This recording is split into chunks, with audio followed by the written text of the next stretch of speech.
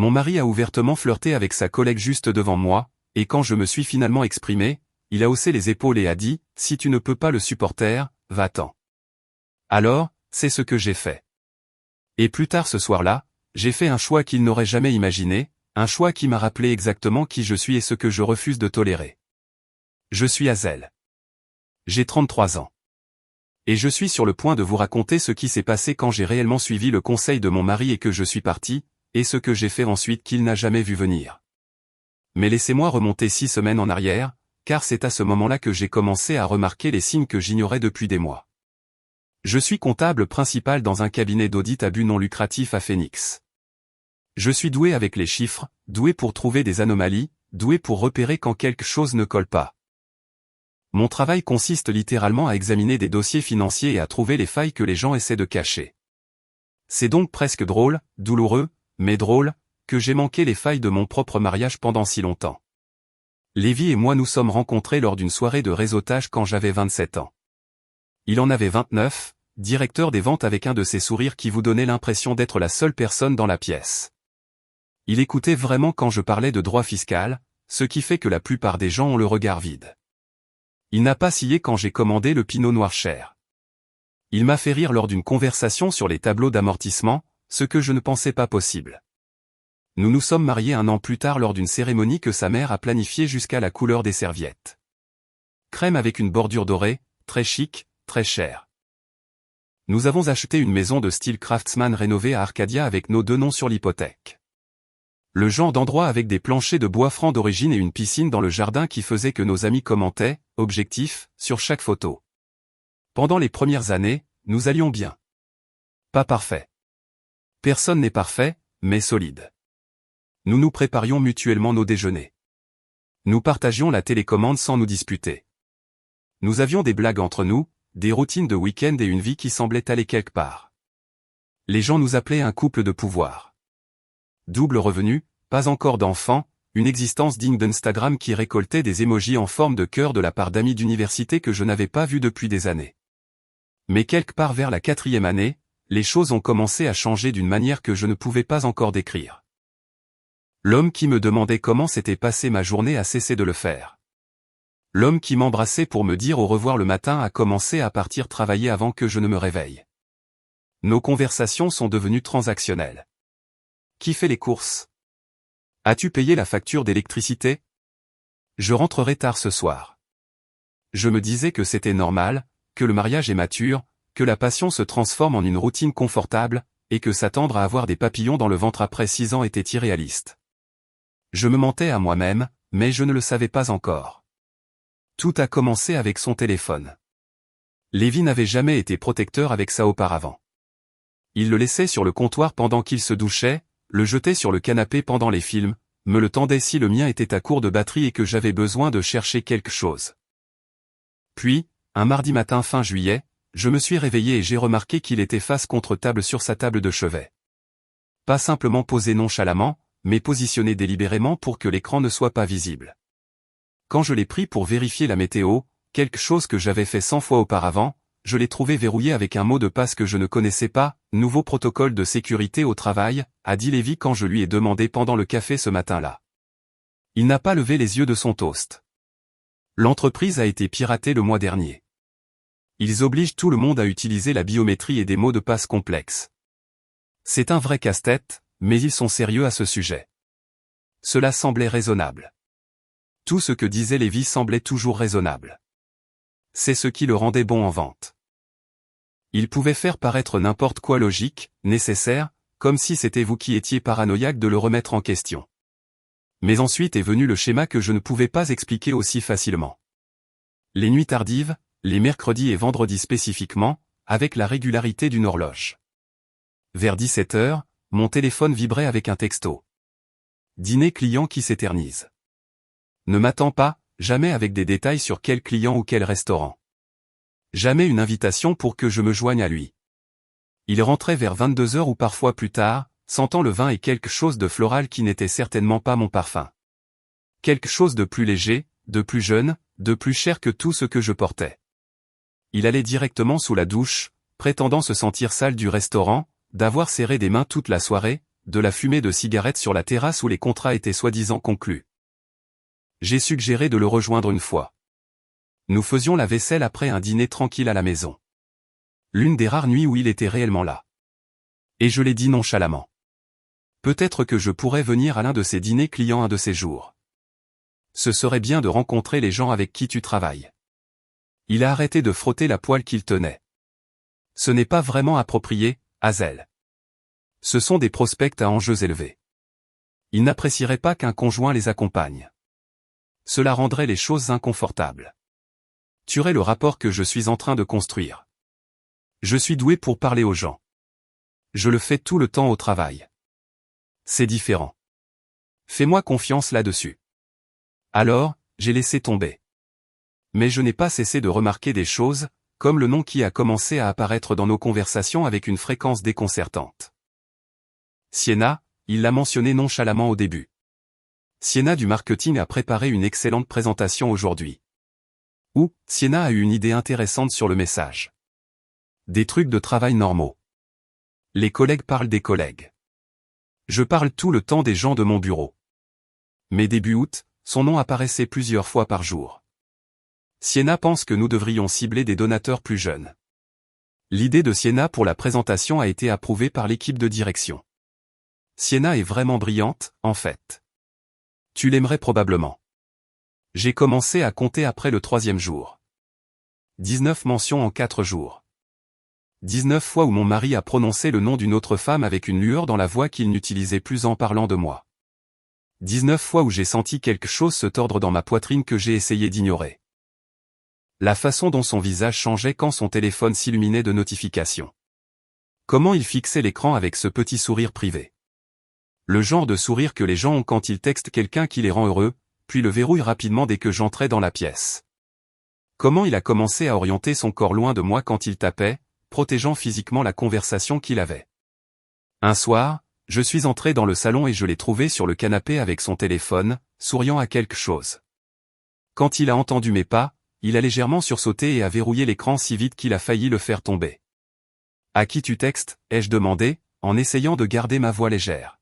« Juste Marcus du travail. Il a envoyé un mème drôle sur le patron. Je peux le voir ?» Son expression a changé. Pourquoi? Parce que je veux voir ce qui t'a fait sourire comme ça. Je ne t'ai pas vu sourire comme ça depuis des mois. Hazel. C'est juste un mème stupide. Pourquoi tu rends ça bizarre? Et voilà encore. C'était moi qui rendais les choses bizarres. Pas son secret. Pas le téléphone protégé par un mot de passe, ni les nuits tardives, ni le nom qu'il mentionnait plus que le mien. Moi, pour avoir remarqué. Moi, pour avoir posé des questions. Moi, pour vouloir voir ce qui rendait mon mari plus heureux que moi, apparemment. J'ai essayé de poser des questions sur Sienna directement une fois. Nous mangions de la nourriture thaïlandaise à emporter devant la télé parce que nous avions arrêté de nous asseoir à la table du dîner depuis des mois, et je l'ai dit aussi nonchalamment que possible. Cette Sienna que tu mentionnes beaucoup. Depuis combien de temps est-elle dans l'entreprise? Tout le corps de Lévi s'est raidi. Pourquoi tu demandes ça? Juste curieuse. Tu parles pas mal d'elle. C'est une collègue, Hazel, une collègue de travail. Pourquoi dois-tu m'interroger sur chaque personne que je mentionne du travail? Je n'interroge pas. Je pose une simple question. Ça ne semble pas simple. J'ai l'impression que tu me surveilles, que tu ne me fais pas confiance. Ce n'est pas sain. Mon visage est devenu chaud. Je te fais confiance. J'essaie juste de comprendre pourquoi tu mentionnes une collègue spécifique 19 fois en 4 jours. Sa fourchette a claqué contre son assiette. Tu comptes sérieusement combien de fois je mentionne les gens? C'est Hazel. Ce n'est pas normal. C'est du contrôle. Et d'un coup, c'est moi qui étais le problème. Pas son engouement évident pour quelqu'un d'autre. Pas les mensonges sur où il passait ses soirées. Pas le reçu d'hôtel que j'avais trouvé 2 semaines plus tôt, glissé dans la poche de son costume gris. Hôtel Kimpton, Old Town, Scottsdale, $385. Départ à 23h47 un soir où il prétendait être à un dîner client. Moi. C'est moi qui étais le problème pour avoir remarqué, pour avoir compté, pour avoir tout rendu bizarre. Alors, j'ai arrêté de demander, mais je n'ai pas arrêté de prêter attention. 3 semaines avant le gala, 3 semaines avant que tout n'explose dans cette salle de bal d'hôtel, Lévi est rentré à la maison, plein d'énergie pour la première fois depuis des mois. Il m'a trouvé dans la cuisine en train de préparer le dîner et a dit, « Alors, la collecte de fonds pour l'hôpital pour enfants approche. C'est au Phénicien cette année. » J'ai levé les yeux en coupant des légumes. D'accord. Je pense que nous devrions y aller tous les deux. C'est une excellente occasion de réseautage et ton cabinet le parraine aussi, non? Tu pourrais le déduire comme une dépense professionnelle. J'ai arrêté de couper. Lévi était allé à cette collecte de fonds 2 fois auparavant les années précédentes. Les 2 fois, il s'était plaint. Trop formel, trop ennuyeux, trop de discours de donateurs qui aimaient s'entendre parler. Les 2 fois, il y était allé seul. Il avait dit que ça ne valait pas la peine que je prenne ma soirée. Et maintenant, soudainement, il voulait que je sois là. J'aurais dû le voir. Le signal d'alarme qui flottait juste devant mon visage. Mais j'étais si désespéré de trouver le moindre signe qu'il voulait encore de moi, que j'avais encore de l'importance pour lui, que notre mariage n'était pas complètement mort. J'ai ignoré tous mes instincts qui criaient que quelque chose n'allait pas, oui, ai-je dit, en essayant de ne pas paraître trop enthousiaste. Oui, ça a l'air sympa. Ça fait un moment qu'on n'est pas allé à quelque chose comme ça ensemble. Exactement. Ce sera bon pour nous. Je suis allé faire du shopping pour une nouvelle robe ce week-end-là. Vert jade, ajustée, élégante, le genre de robe qui faisait que Lévi arrêtait tout ce qu'il faisait pour me dire que j'étais belle. Je me suis fait coiffer dans un salon que je ne pouvais pas vraiment me permettre. J'ai acheté de nouveaux talons qui me serraient les orteils mais qui mettaient mes jambes en valeur. Je me suis convaincu que peut-être cet événement serait le nouveau départ dont nous avions besoin. La soirée où nous nous reconnecterions et nous souviendrions pourquoi nous nous étions mariés. J'avais si douloureusement, désespérément tort. Mais je ne le savais pas encore. Pas pendant que je me préparais. Pas pendant que je conduisais jusqu'au Phénicien, séparément, parce que Lévi avait dit qu'il devait d'abord passer au bureau. Pas pendant que je me tenais dans cette élégante salle de bal en pensant que peut-être ce soir serait différent. Je ne savais pas encore que la collecte de fonds n'allait pas sauver mon mariage. Ce serait la nuit où j'arrêterais enfin de me mentir sur ce que mon mari était devenu. La nuit où il me dirait de m'en aller devant tous ceux que nous connaissions. Et la nuit où je commencerai à planifier exactement comment le lui faire regretter. Le vendredi du gala est arrivé plus vite que je n'étais prête. J'ai passé l'après-midi à me préparer avec une énergie anxieuse que je ne pouvais pas tout à fait nommer, me disant que c'était de l'excitation, que ce soir serait bon pour nous, que peut-être l'invitation de Lévi signifiait qu'il essayait. Il est rentré vers 17h pour se changer. J'étais déjà dans ma robe vert jade, les cheveux coiffés en vagues souples qui avaient pris 1 heure au salon à parfaire. J'ai attendu qu'il remarque, qu'il dise quelque chose, qu'il me donne la moindre indication qu'il me voyait. Il est passé devant moi en direction de la chambre sans un mot. « Tu es élégant » ai-je proposé, le regardant sortir son costume du placard. « Merci » a-t-il dit distraitement, en vérifiant son téléphone. Je me suis tenu dans l'embrasure de la porte pendant qu'il se changeait, le regardant ajuster sa cravate dans le miroir pour ce qui devait être la 4e fois. Il a incliné la tête, a lissé le tissu, a vérifié son profil des 2 côtés. Plus d'attention qu'il ne m'en avait accordé depuis des mois. « Alors, on part vers 18h30 » ai-je demandé. Il ne s'est pas retourné. « En fait, je dois d'abord passer au bureau. Des ajustements de dernière minute à une présentation que je fais lundi. Tu devrais y aller et je te rejoindrai là-bas. » Quelque chose de froid s'est installé dans mon estomac. Nous allons au même endroit. Pourquoi est-ce que je n'attends pas simplement et on peut y aller ensemble? Parce que je ne sais pas combien de temps ça va prendre et je ne veux pas que tu restes assise dans la voiture à m'attendre. Vas-y. Je serai là bientôt. Il a mis de l'eau de Cologne. Trop, l'odeur remplissant notre chambre d'une manière qui semblait agressive. Puis il a attrapé ses clés et son portefeuille, m'a embrassé sur le haut de la tête sans me regarder, et est parti. J'ai entendu sa voiture démarrer dans l'allée, je l'ai entendu s'éloigner. Je suis resté là, dans notre chambre, seul, portant une robe que j'avais achetée pour sauver mon mariage, et j'ai senti quelque chose se fissurer dans ma poitrine. 20 minutes plus tard, j'ai conduit jusqu'au complexe Phénicien toute seule. La file de voituriers était longue, des couples arrivant ensemble, les mains des femmes glissées dans les bras de leur mari, riant de quelque chose en se dirigeant vers l'entrée. J'ai donné mes clés au préposé et je suis entré seul, serrant mon petit sac à main comme s'il pouvait m'ancrer. La salle de bal était magnifique de cette manière neutre et chère que les riches appellent élégante. Murs crème, accents dorés partout, d'immenses lustres suspendus au plafond réfléchissant la lumière sur des sols en marbre poli. Des serveurs en gilet noir circulaient avec des plateaux de champagne. Un quatuor à cordes jouait quelque chose de classique dans un coin que je n'ai pas reconnu. De petits groupes de personnes se tenaient debout et discutaient. Tout le monde sur son 31. Tout le monde jouant la danse sociale des collectes de fonds caritatives. J'ai sorti mon téléphone et j'ai envoyé un texto à Lévi. Je suis là. Où es-tu? La réponse est arrivée 30 secondes plus tard. Bientôt là. C'était tout.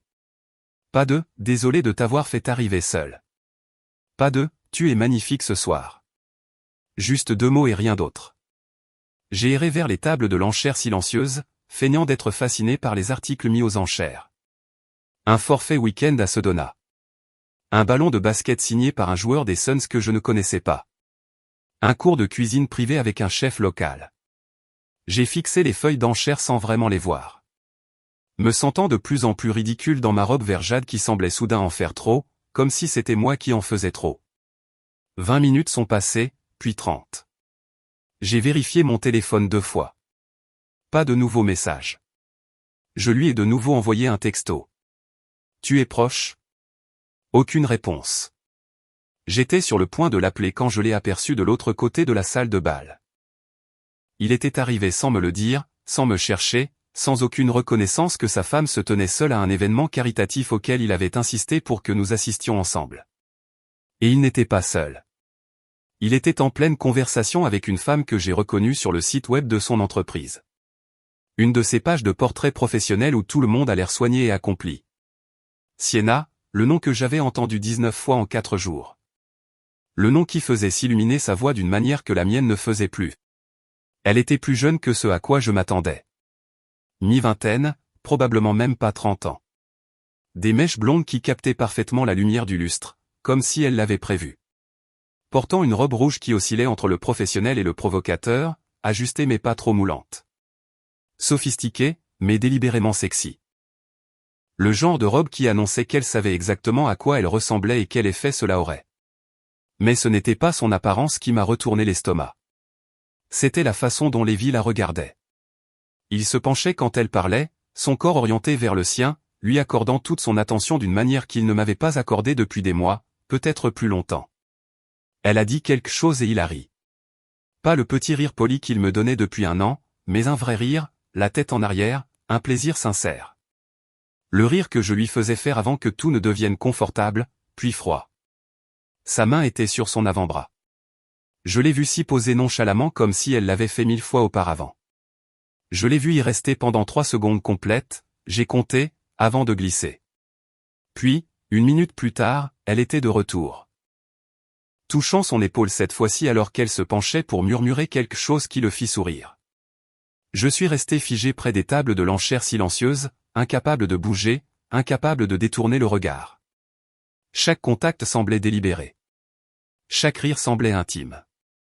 Chaque instant que je regardais était comme un petit couteau glissant entre mes côtes. D'autres personnes le remarquaient aussi. J'ai surpris 2 femmes que je reconnaissais vaguement d'un événement d'entreprise précédent en train d'échanger des regards, puis de me regarder avec des expressions qui auraient pu être de la pitié.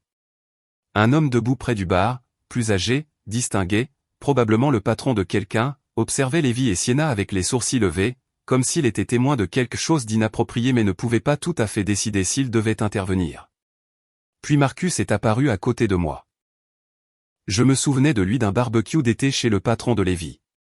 Un type sympa, calme, travaillant dans les opérations ou la logistique, quelque chose comme ça. Il s'est positionné délibérément entre moi et la vue de mon mari flirtant avec sa collègue. Hazel, c'est ça, a-t-il dit, la voix agressivement joyeuse. Ravi de te revoir. As-tu jeté un œil à l'enchère silencieuse? Des articles vraiment intéressants cette année. Il essayait de me distraire, d'essayer de m'épargner de voir ce que tout le monde voyait clairement. C'était gentil. C'était aussi humiliant. Oui, ai-je réussi à dire. Je regardais justement. Ce forfait pour Sedona a l'air incroyable. Ma femme et moi y sommes allés au printemps dernier.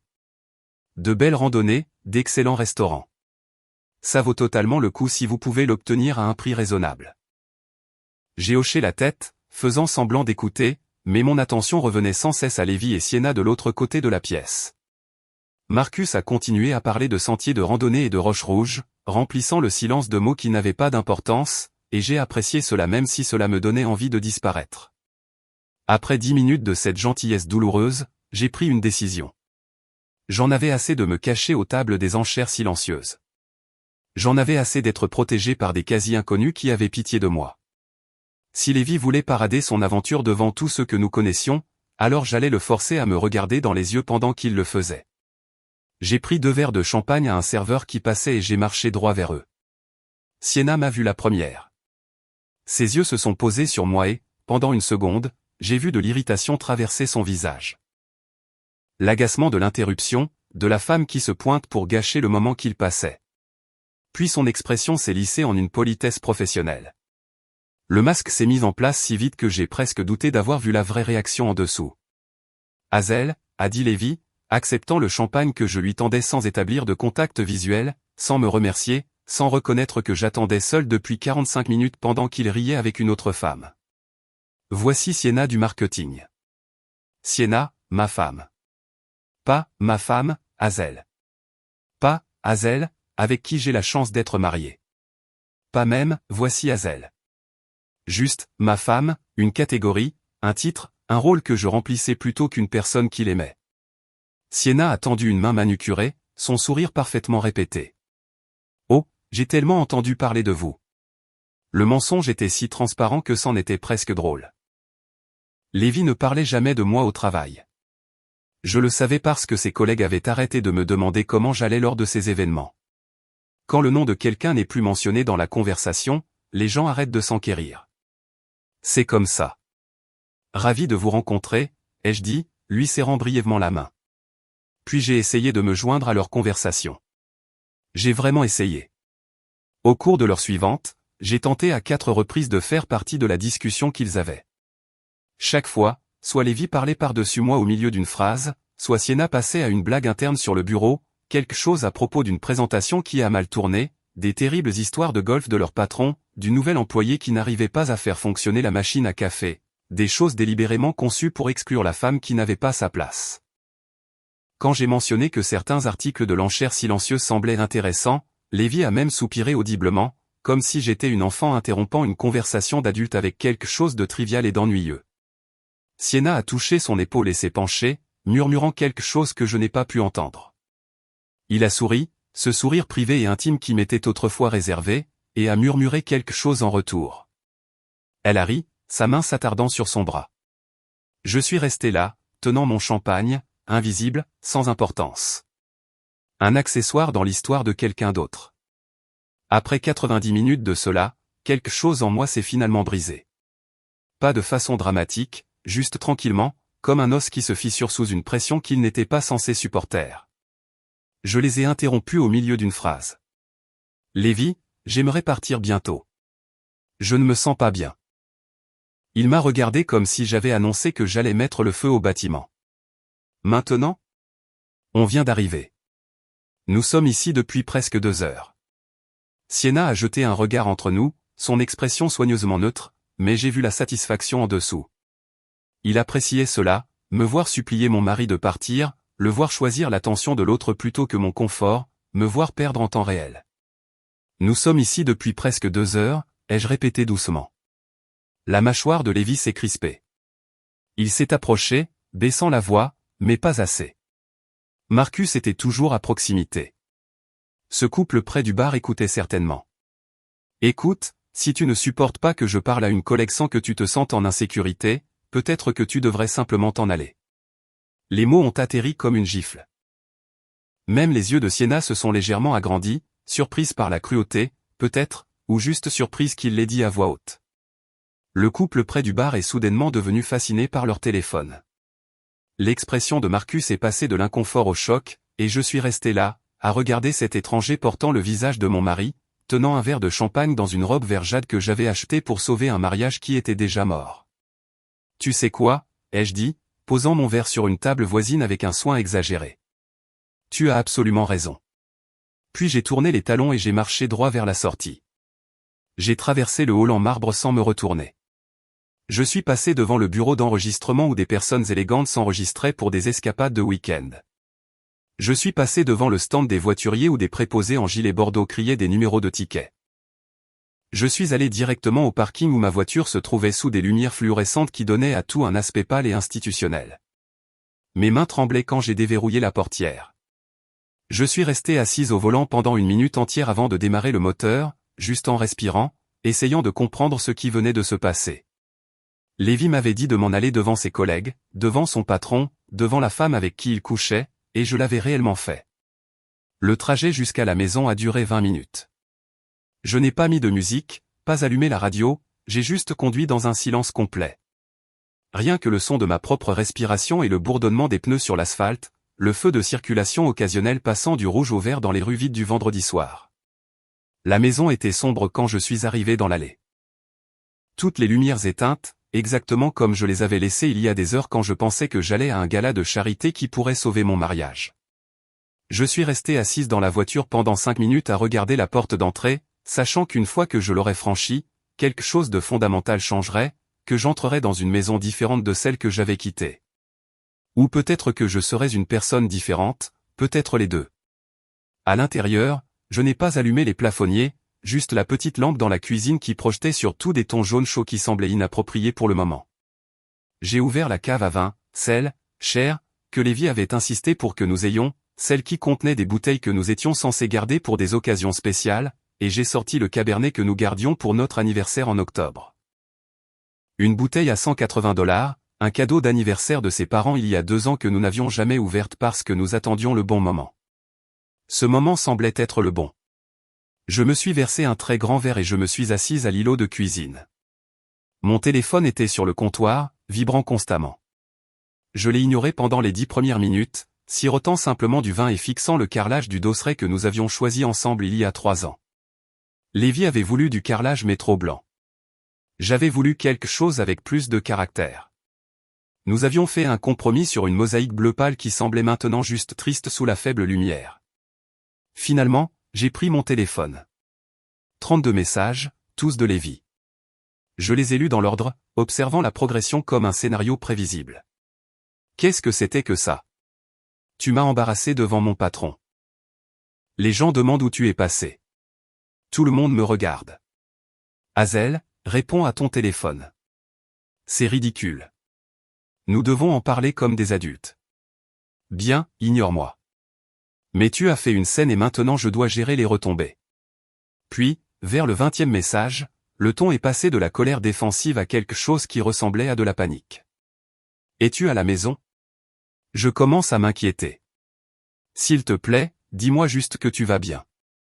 Les gens demandent si tout va bien. Je ne sais pas quoi leur dire. Et enfin, les derniers messages sont arrivés sur un ton de préoccupation forcée. Je pars maintenant. Nous devons parler quand je rentrerai. Est-ce que ça va? Je m'inquiète pour toi. Pas une seule fois il ne s'est excusé. Pas une seule fois il n'a reconnu ce qu'il avait dit ou comment il l'avait dit. Pas une seule fois il n'a assumé la responsabilité d'avoir dit à sa femme de s'en aller pendant que sa maîtresse regardait. J'ai posé le téléphone et j'ai pris une autre gorgée de vin. C'était du bon vin, probablement gaspillé pour ce moment, mais je m'en fichais. Ce que Lévi ne savait pas, ce qu'il n'avait jamais pris la peine de remarquer parce qu'il était trop occupé avec Sienna, c'est que je documentais tout depuis 3 semaines. Pas parce que je prévoyais de le quitter, pas parce que je savais avec certitude qu'il me trompait, mais parce qu'un instinct que je ne comprenais pas entièrement m'avait dit de prêter attention, de tenir des registres, de monter un dossier que je ne savais pas encore que j'étais en train de monter. Ça a commencé petit. Un débit de carte de crédit qui n'avait pas de sens. $247 dans un restaurant dont je n'avais jamais entendu parler. The Mission, un endroit chic à Old Town Scottsdale. La date était un mercredi de mi-juillet. Une de ces nuits où Lévi avait envoyé un texto pour dire qu'il serait en retard à cause d'un dîner client. J'avais été agacée mais pas méfiante. Les dîners clients, ça arrive. C'était son travail. Mais ensuite, j'avais regardé de plus près le reçu détaillé qui était arrivé par email parce que Lévi, vendeur efficace qu'il était, transférait toutes les dépenses professionnelles à notre compte partagé à des fins fiscales. 2 entrées, 2 desserts, une bouteille de vin qui coûtait plus cher que notre facture d'eau mensuelle, et l'horodatage, 21h47. Quel dîner client durait jusqu'à presque 22h un mercredi soir? J'avais fait une capture d'écran, je l'avais classé dans un dossier sur mon téléphone que j'avais intitulé « Reçu », parce que cela semblait assez banal pour que Lévi ne le remette jamais en question s'il le voyait. Puis est venue une autre charge. Hôtel Kimpton, Old Town, Scottsdale, 385$. Également un mercredi. J'avais trouvé le reçu réel dans la poche de son costume gris, celui qu'il avait oublié de vider avant que je ne l'emmène au pressing. Frais de chambre, pas seulement de restaurant ou de bar. Quelqu'un avait loué une chambre. Je m'étais tenu dans notre chambre en tenant ce papier thermique froissé, le lisant 3 fois pour m'assurer que je comprenais ce que je voyais. Départ à 23h47. La même nuit où il était rentré sentant le vin et le parfum floral. La même nuit où il était allé directement sous la douche. La même nuit où il m'avait dit qu'il était épuisé d'avoir conclu une grosse affaire. J'avais photographié le reçu, l'avais ajouté au dossier. Puis j'avais commencé à vérifier notre stockage cloud partagé, celui que nous utilisions pour les documents ménagers, pour les photos, pour la sauvegarde automatique des emails que Lévi avait configurés il y a des années et qu'il avait complètement oublié. Et ils étaient là. Des reçus d'hôtel transférés à son email, des notes de restaurant dans des établissements chers, tous les mercredis et vendredis, tous pour 2 personnes, tous pendant les mêmes semaines où il rentrait tard en prétextant des dîners clients et des réunions importantes. J'ai tout téléchargé, créé une feuille de calcul avec les dates, les lieux, les montants, le cerveau de comptable prenant le dessus, organisant les preuves en quelque chose de clair et d'indéniable. Puis, il y a 2 semaines, j'avais vu la notification de texto clignoter sur son écran de téléphone verrouillé. Il était sous la douche, le téléphone posé sur le comptoir de la salle de bain, et il s'était allumé avec un aperçu de message avant que l'écran ne s'éteigne. La nuit dernière était parfaite. Quand est-ce qu'on remet ça? Le message a disparu après 15 secondes, une fonction d'autosuppression qu'il devait avoir configurée. Mais je l'avais vu. J'en avais assez vu. C'est à ce moment-là que j'ai engagé le détective privé. Elle s'appelait Diane Fletcher. Je l'avais trouvée grâce à une recherche discrète sur Google au travail pendant ma pause déjeuner, en utilisant le mode incognito comme si je faisais quelque chose d'illégal. Elle avait de bonnes critiques, un site web professionnel et un slogan qui disait « Des réponses en qui vous pouvez avoir confiance ». Je l'avais appelée depuis ma voiture sur le parking du bureau. Je pense que mon mari a une liaison, avais-je dit, la voix étonnamment stable. J'ai besoin de savoir avec certitude. Elle n'avait pas posé de questions inutiles, ne m'avait pas fait justifier mes soupçons, avait simplement pris les détails. Le nom de Lévi, son lieu de travail, son emploi du temps, les schémas que j'avais remarqués. Elle m'avait annoncé un prix qui m'avait fait grimacer, mais qui semblait valoir la peine pour la vérité. Je vous remettrai un rapport préliminaire dans 5 jours, avait-elle dit. 5 jours plus tard, le matin du gala, elle m'avait envoyé un fichier PDF par email avec un objet qui disait simplement « Rapport d'enquête Fletcher ». Je l'avais ouvert dans ma voiture avant d'aller au travail. J'étais resté assise là à lire page après page de notes de surveillance, d'horodatage, de photographies qui m'avaient engourdi les mains. Lévi et Sienna couchaient ensemble depuis cette semaine. Chaque mercredi soir, le « dîner client » était en fait l'hôtel Kimpton à Old Town Scottsdale, pratiquement la même chambre, à la même heure, comme s'ils avaient une réservation permanente. Chaque vendredi, la « réunion tardive » était des verres dans son appartement à Tampa, un petit complexe près de Rural Road où Diane les avait photographiés entrant ensemble à 19h et ne sortant qu'après minuit. Il y avait des photos d'eux au restaurant, des photos d'eux dans les parkings d'hôtels, des photos de la main de Lévi sur le bas du dos de Sienna, 2 riant ensemble, 2 s'embrassant dans sa voiture avant de se rendre à des endroits séparés. Tout cela documenté avec une efficacité professionnelle brutale. J'avais fermé le PDF et j'étais resté assise dans ma voiture à regarder l'immeuble de bureau en face de moi. Incapable de bouger, incapable de comprendre, incapable de faire autre chose que de reconnaître que le mariage que j'essayais de sauver était déjà terminé. Avait été terminé depuis des semaines, peut-être des mois, peut-être plus longtemps que je ne voulais l'admettre. Mais je ne l'avais pas confronté. Quelque chose me disait d'attendre, de garder les preuves près de moi, d'être stratégique plutôt qu'émotionnel. Maintenant, assise dans ma cuisine à boire le vin d'anniversaire en attendant que Lévi rentre et s'attende à mon pardon, j'ai ouvert mon ordinateur portable et je me suis connecté à notre compte bancaire commun. Solde, $63 087. de l'argent que nous économisions depuis des années pour un acompte sur une plus grande maison, pour les enfants que Lévi disait vouloir dans quelques années, quand nous serions plus établis, pour un avenir dont je comprenais maintenant qu'il n'arriverait jamais. Pas avec moi, en tout cas. J'ai ouvert un nouvel onglet de navigateur et j'ai navigué vers le site web d'une autre banque. Une que Lévi n'utilisait pas, une dont il ne savait même pas que j'avais ouvert un compte il y a 3 jours, juste après avoir engagé Diane. Puis j'ai commencé à transférer de l'argent. Pas tout. Ce serait trop évident, trop facile pour lui de le contester au tribunal. Juste des montants prudents qui ne déclencheraient pas d'alerte ou ne soulèveraient pas de drapeaux rouges immédiats. 3 000 $ le lundi, 2 500 $ le jeudi, 4 000 $ le mardi suivant. En 2 semaines, j'avais tranquillement déplacé 38 000 $ sur mon compte personnel, documenté chaque transfert avec des captures d'écran, gardé des reçus numériques, m'assurant que tout était traçable, légal et défendable si quelqu'un le remettait en question. Je ne volais pas. C'était des biens communautaires. L'Arizona était un état de divorce sans faute, ce qui signifiait que tout était de toute façon partagé à 50-50e. Je m'assurais simplement que lorsque l'inévitable arriverait, lorsque Lévi déciderait de me quitter pour Siena, ou lorsque j'aurais enfin le courage de le quitter, je ne me retrouverais pas sans rien pendant qu'il viderait nos comptes par dépit ou par stratégie. J'avais fait des copies de tout le reste aussi. Les documents hypothécaires montrant que je faisais 80% des paiements depuis 2 ans, même si l'ego de Lévi ne lui aurait jamais permis d'admettre que ses commissions de vente avaient diminué. Les titres de propriété des voitures, les relevés d'investissement, sa police d'assurance vie qui me désignait toujours comme seul bénéficiaire, quelque chose que je n'allais absolument pas lui dire avant que le divorce ne soit finalisé. J'avais tout stocké dans un dossier à mon bureau. Des copies physiques dans un tiroir verrouillé. Des copies numériques sur une clé USB que je gardais dans mon sac à main. Loin de la maison, loin de la capacité de Lévi à y accéder ou à les détruire. 3 jours avant le gala, j'avais consulté des avocats spécialisés en divorce. Pas un, 3. Je voulais comprendre mes options, entendre différents points de vue, savoir exactement dans quoi je m'engageais si ce mariage se terminait. La 3e avocate que j'ai rencontrée s'appelait Rebecca Fontaine. Elle avait un bureau au centre-ville de Phoenix avec vue sur les montagnes, une réputation d'être impitoyable au tribunal et une façon directe de parler que j'appréciais. « Depuis combien de temps êtes-vous au courant de la liaison ?» avait-elle demandé. 3 semaines de preuves, des mois de soupçons. Avez-vous des documents? Je lui avais tout montré. Les reçus, les photos, le rapport du détective privé. Elle s'était penchée en arrière sur sa chaise et avait dit quelque chose que je n'oublierai jamais.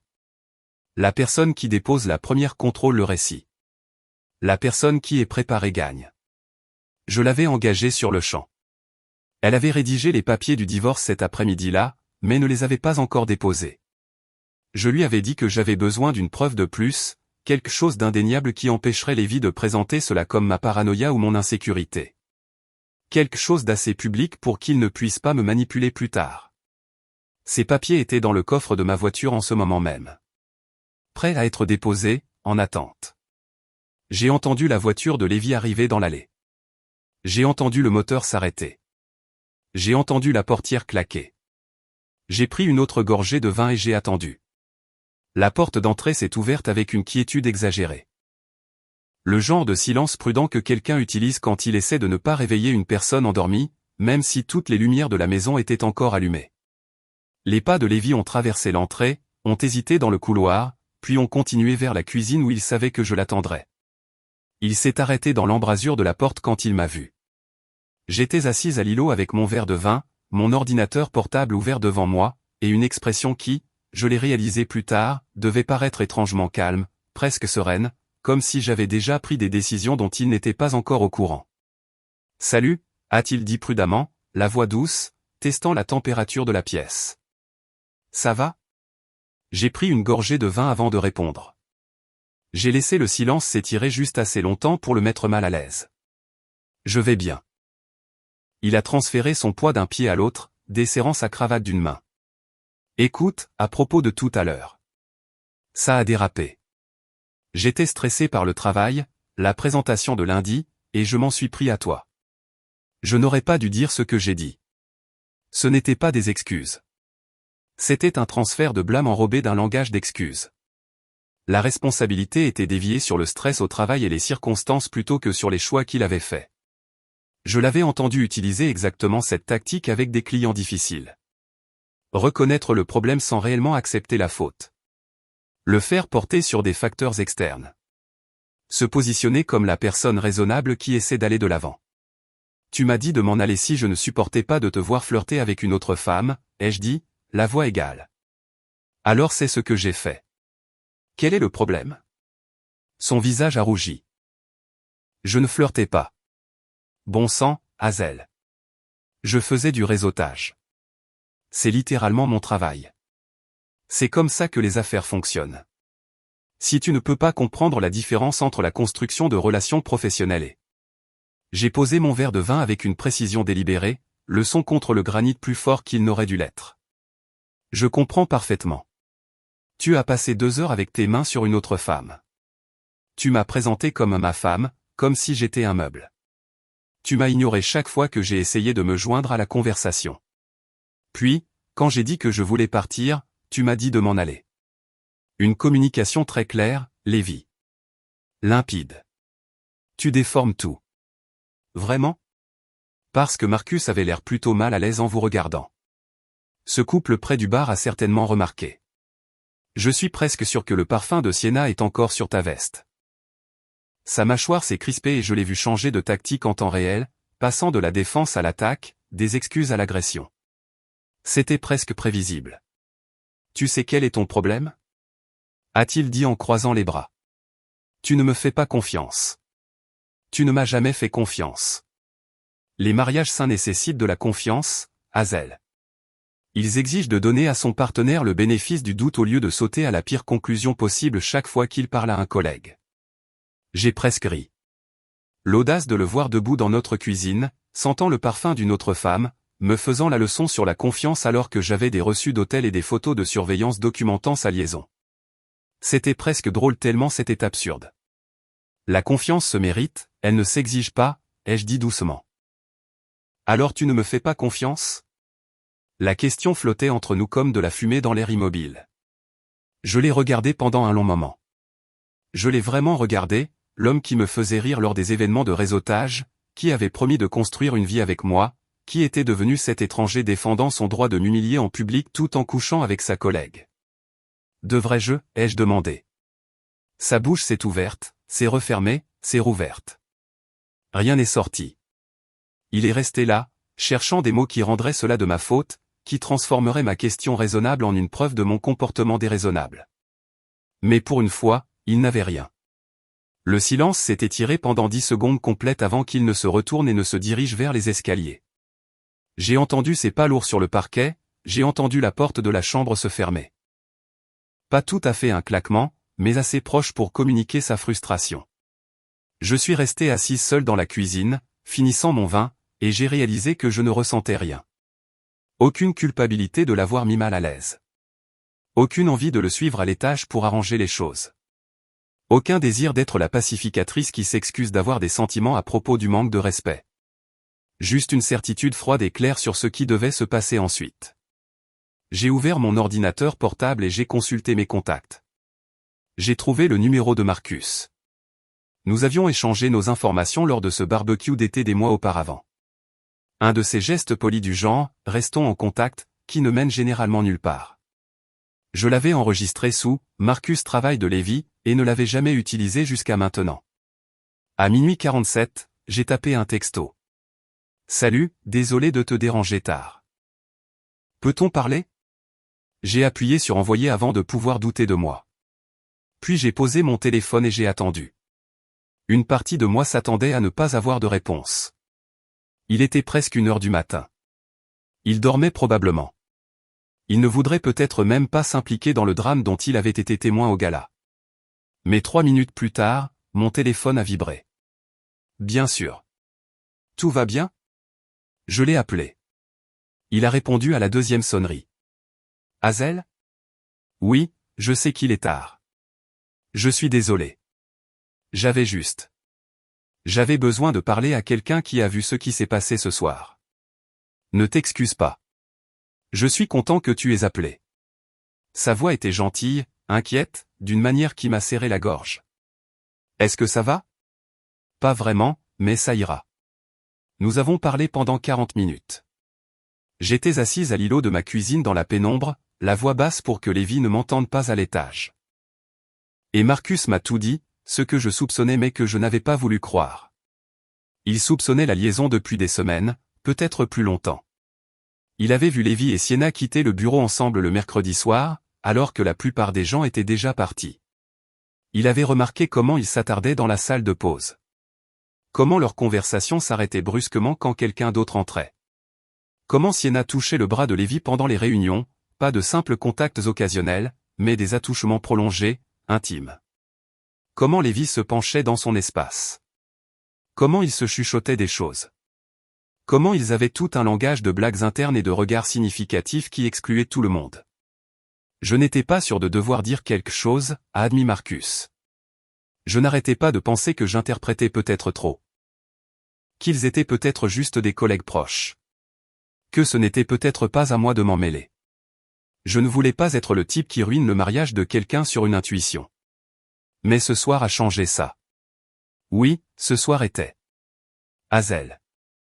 Ce qu'il t'a fait devant tous ces gens était mal. La façon dont il t'a traité, la façon dont il t'a ignoré, la façon dont il t'a dit de partir pendant qu'elle restait là à regarder. Je ne pouvais pas rester silencieux après ça. Tu mérites de savoir la vérité. Mes yeux me brûlaient, mais je n'ai pas pleuré. J'avais assez pleuré ces dernières semaines. Merci de me l'avoir dit.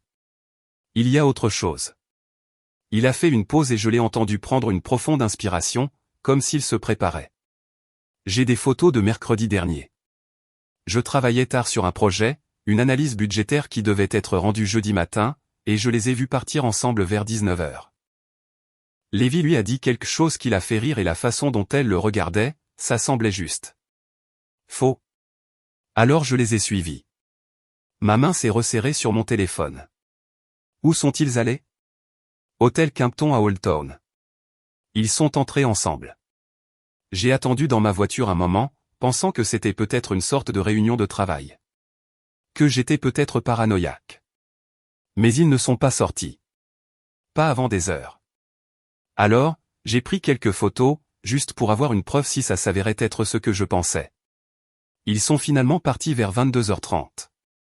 Voiture séparée, mais je l'ai vu l'embrasser dans le parking avant qu'ils ne partent. J'ai fermé les yeux, sentant quelque chose s'installer dans ma poitrine. Pas de surprise, pas de choc, juste le poids de la confirmation. Peux-tu me les envoyer? Déjà fait. Mon téléphone a vibré avec des messages entrants. J'ai ouvert la première photo et j'ai senti mon souffle se couper, même si je savais ce que j'allais voir. Lévi et Sienna entrant ensemble dans le hall de l'hôtel. Sa main était sur le bas de son dos. Pas un geste de guide décontracté, mais possessif, intime. L'horodatage indiquait 19h18. Sa tête était penchée vers lui, souriant à quelque chose qu'il avait dit. Deuxième photo, eux partant à 22h33. Ses cheveux étaient plus en désordre qu'à leur arrivée. Sa cravate avait disparu. Ils avaient tous les deux l'air satisfaits, détendus, comme s'ils avaient passé la soirée à faire exactement ce que je savais qu'ils faisaient. Troisième photo. Lévi l'embrassant dans le parking. Pas un baiser sur la joue, un vrai baiser. Sa main lui tenant le visage, son corps pressé contre le sien. J'ai regardé les photos pendant un long moment, zoomant sur des détails que je n'avais pas vraiment besoin de voir mais que je ne pouvais pas m'empêcher de regarder. La façon dont elle touchait sa poitrine. La façon dont il lui souriait. Ce sourire vrai, sincère, que je n'avais pas vu diriger vers moi depuis des mois. Hazel, tu es toujours là. Oui, ai-je dit, la voix plus stable que je ne l'aurais cru. Je suis là. Je suis vraiment désolé. Je sais que voir ça ne doit pas être facile. En fait, c'est plus facile que tu ne le penses, parce que maintenant je ne suis pas folle. Maintenant, je ne suis pas la femme paranoïaque qui ne supportait pas que son mari parle à une collègue. Maintenant, j'ai des preuves. Qu'est-ce que tu vas faire?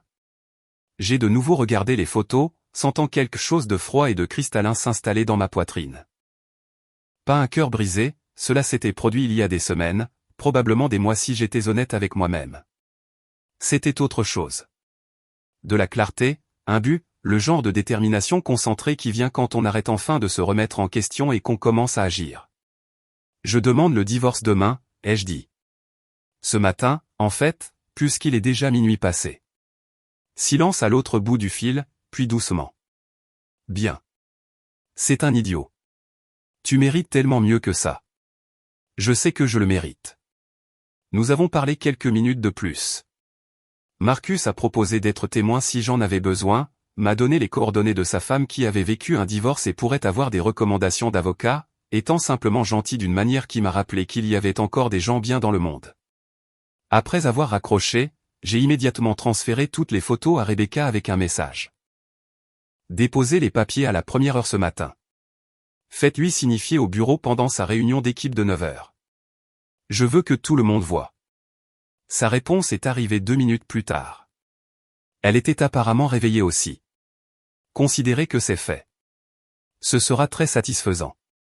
J'ai posé mon téléphone et je suis resté assise un moment dans la cuisine silencieuse, juste en respirant. Puis je me suis levé, je suis allé à la cave à vin et j'ai sorti la bouteille de champagne que nous gardions pour notre 10e anniversaire. Du champagne français cher que ses parents nous avaient offert comme cadeau de mariage, le genre qu'on est censé garder pour les célébrations marquantes. Cela ressemblait à une étape marquante. Je n'ai pas pris la peine de prendre un verre. J'ai juste ouvert la bouteille. Le bouchon a sauté avec un bruit satisfaisant et fort dans la maison silencieuse, et je l'ai emporté dehors dans le jardin.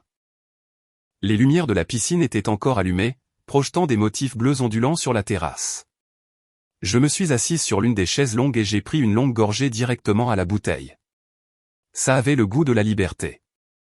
Et quelque part à l'étage, Lévi dormait, complètement inconscient qu'à 9 heures du matin, toute sa vie allait imploser. Je suis resté debout jusqu'à presque 3 heures du matin, assise dans le jardin avec cette bouteille de champagne, à regarder les lumières de la piscine créer des motifs sur l'eau qui semblaient bouger même si tout était parfaitement immobile. Finalement, je suis rentré, j'ai monté les escaliers et j'ai fait une pause devant la porte de notre chambre. Je pouvais entendre Lévi ronfler, des respirations profondes et régulières de quelqu'un qui dort profondément, non accablé par la culpabilité ou les conséquences. J'ai dormi dans la chambre d'amis. Je n'ai pas pris la peine de mettre un pyjama. Je me suis juste allongé sur les couvertures dans les vêtements que j'avais portés au gala, qui semblaient s'être déroulés il y a des années plutôt que des heures. Je n'ai pas vraiment dormi. J'ai juste fermé les yeux et j'ai attendu le matin. À 6h30, j'ai entendu le réveil de Lévi sonner. Je l'ai entendu bouger dans la chambre, la douche couler, les portes du placard s'ouvrir et se fermer, les sons familiers de sa routine matinale. Je suis resté dans la chambre d'amis jusqu'à ce que je l'entende descendre, puis je me suis levé et je suis allé à la salle de bain pour me laver le visage. J'avais l'air terrible. Les yeux gonflés, le maquillage bavé, les cheveux emmêlés. Je m'en fichais. Quand je suis descendu, Lévi était dans la cuisine en train de faire du café. Il m'a jeté un regard et j'ai vu qu'il avait compris que j'avais dormi dans la chambre d'amis, mais il n'en a pas parlé. Il a juste versé du café dans sa tasse de voyage, a ajouté la quantité spécifique de crème et de sucre qu'il utilisait toujours, a vissé le couvercle fermement. Il sifflotait vraiment un air que je ne reconnaissais pas tout en rassemblant ses clés, son portefeuille et son téléphone sur le comptoir. Comme si la nuit dernière n'avait été qu'un désaccord mineur que nous avions déjà dépassé. Comme si dire à sa femme de s'en aller devant des dizaines de personnes était juste quelque chose qui arrive parfois. Pas grave. La vie continue. Il pensait avoir gagné. Que j'avais boudé dans la chambre d'amis. Qu'il avait maintenu sa position sur son réseautage. Que ce matin, tout reviendrait à la normale dysfonctionnelle dans laquelle nous vivions depuis des mois. Il n'avait aucune idée de ce qui allait se passer. Il s'est approché et m'a embrassé sur le haut de la tête. Pas sur les lèvres, même pas sur la joue. Juste un baiser superficiel sur mes cheveux comme si j'étais une enfant ou un animal de compagnie. Bonne journée, a-t-il dit de ce ton absent que les gens utilisent quand ils ne sont pas vraiment présents, quand ils pensent déjà à autre chose. Toi aussi, ai-je dit doucement. Je l'ai regardé de la fenêtre de la cuisine reculée de l'allée dans sa berline argentée. Je l'ai regardé s'arrêter au panneau d'arrêt au bout de notre rue. J'ai regardé sa voiture disparaître au coin de la rue, se dirigeant vers son bureau, où dans exactement 90 minutes, son monde entier allait imploser de la manière la plus publique possible. Je ne ressentais rien, pas de culpabilité, pas de doute, pas d'envie de dernière minute d'appeler Rebecca et de lui dire d'attendre, de lui donner une chance de plus de gérer cela en privé au lieu de le détruire professionnellement. Juste une certitude froide et claire que c'était exactement ce qui devait se passer. Je me suis versé une nouvelle tasse de café. Pas le truc bon marché que Lévi achetait, mais les grains chers que j'avais cachés au fond du garde-manger. Ceux que je n'utilisais que quand il n'était pas à la maison parce qu'il se plaignait du coup. Je l'ai fait dans la cafetière à piston qu'il n'utilisait jamais parce qu'il disait que ça prenait trop de temps. J'ai ajouté de la vraie crème au lieu du crémier artificiel qu'il préférait.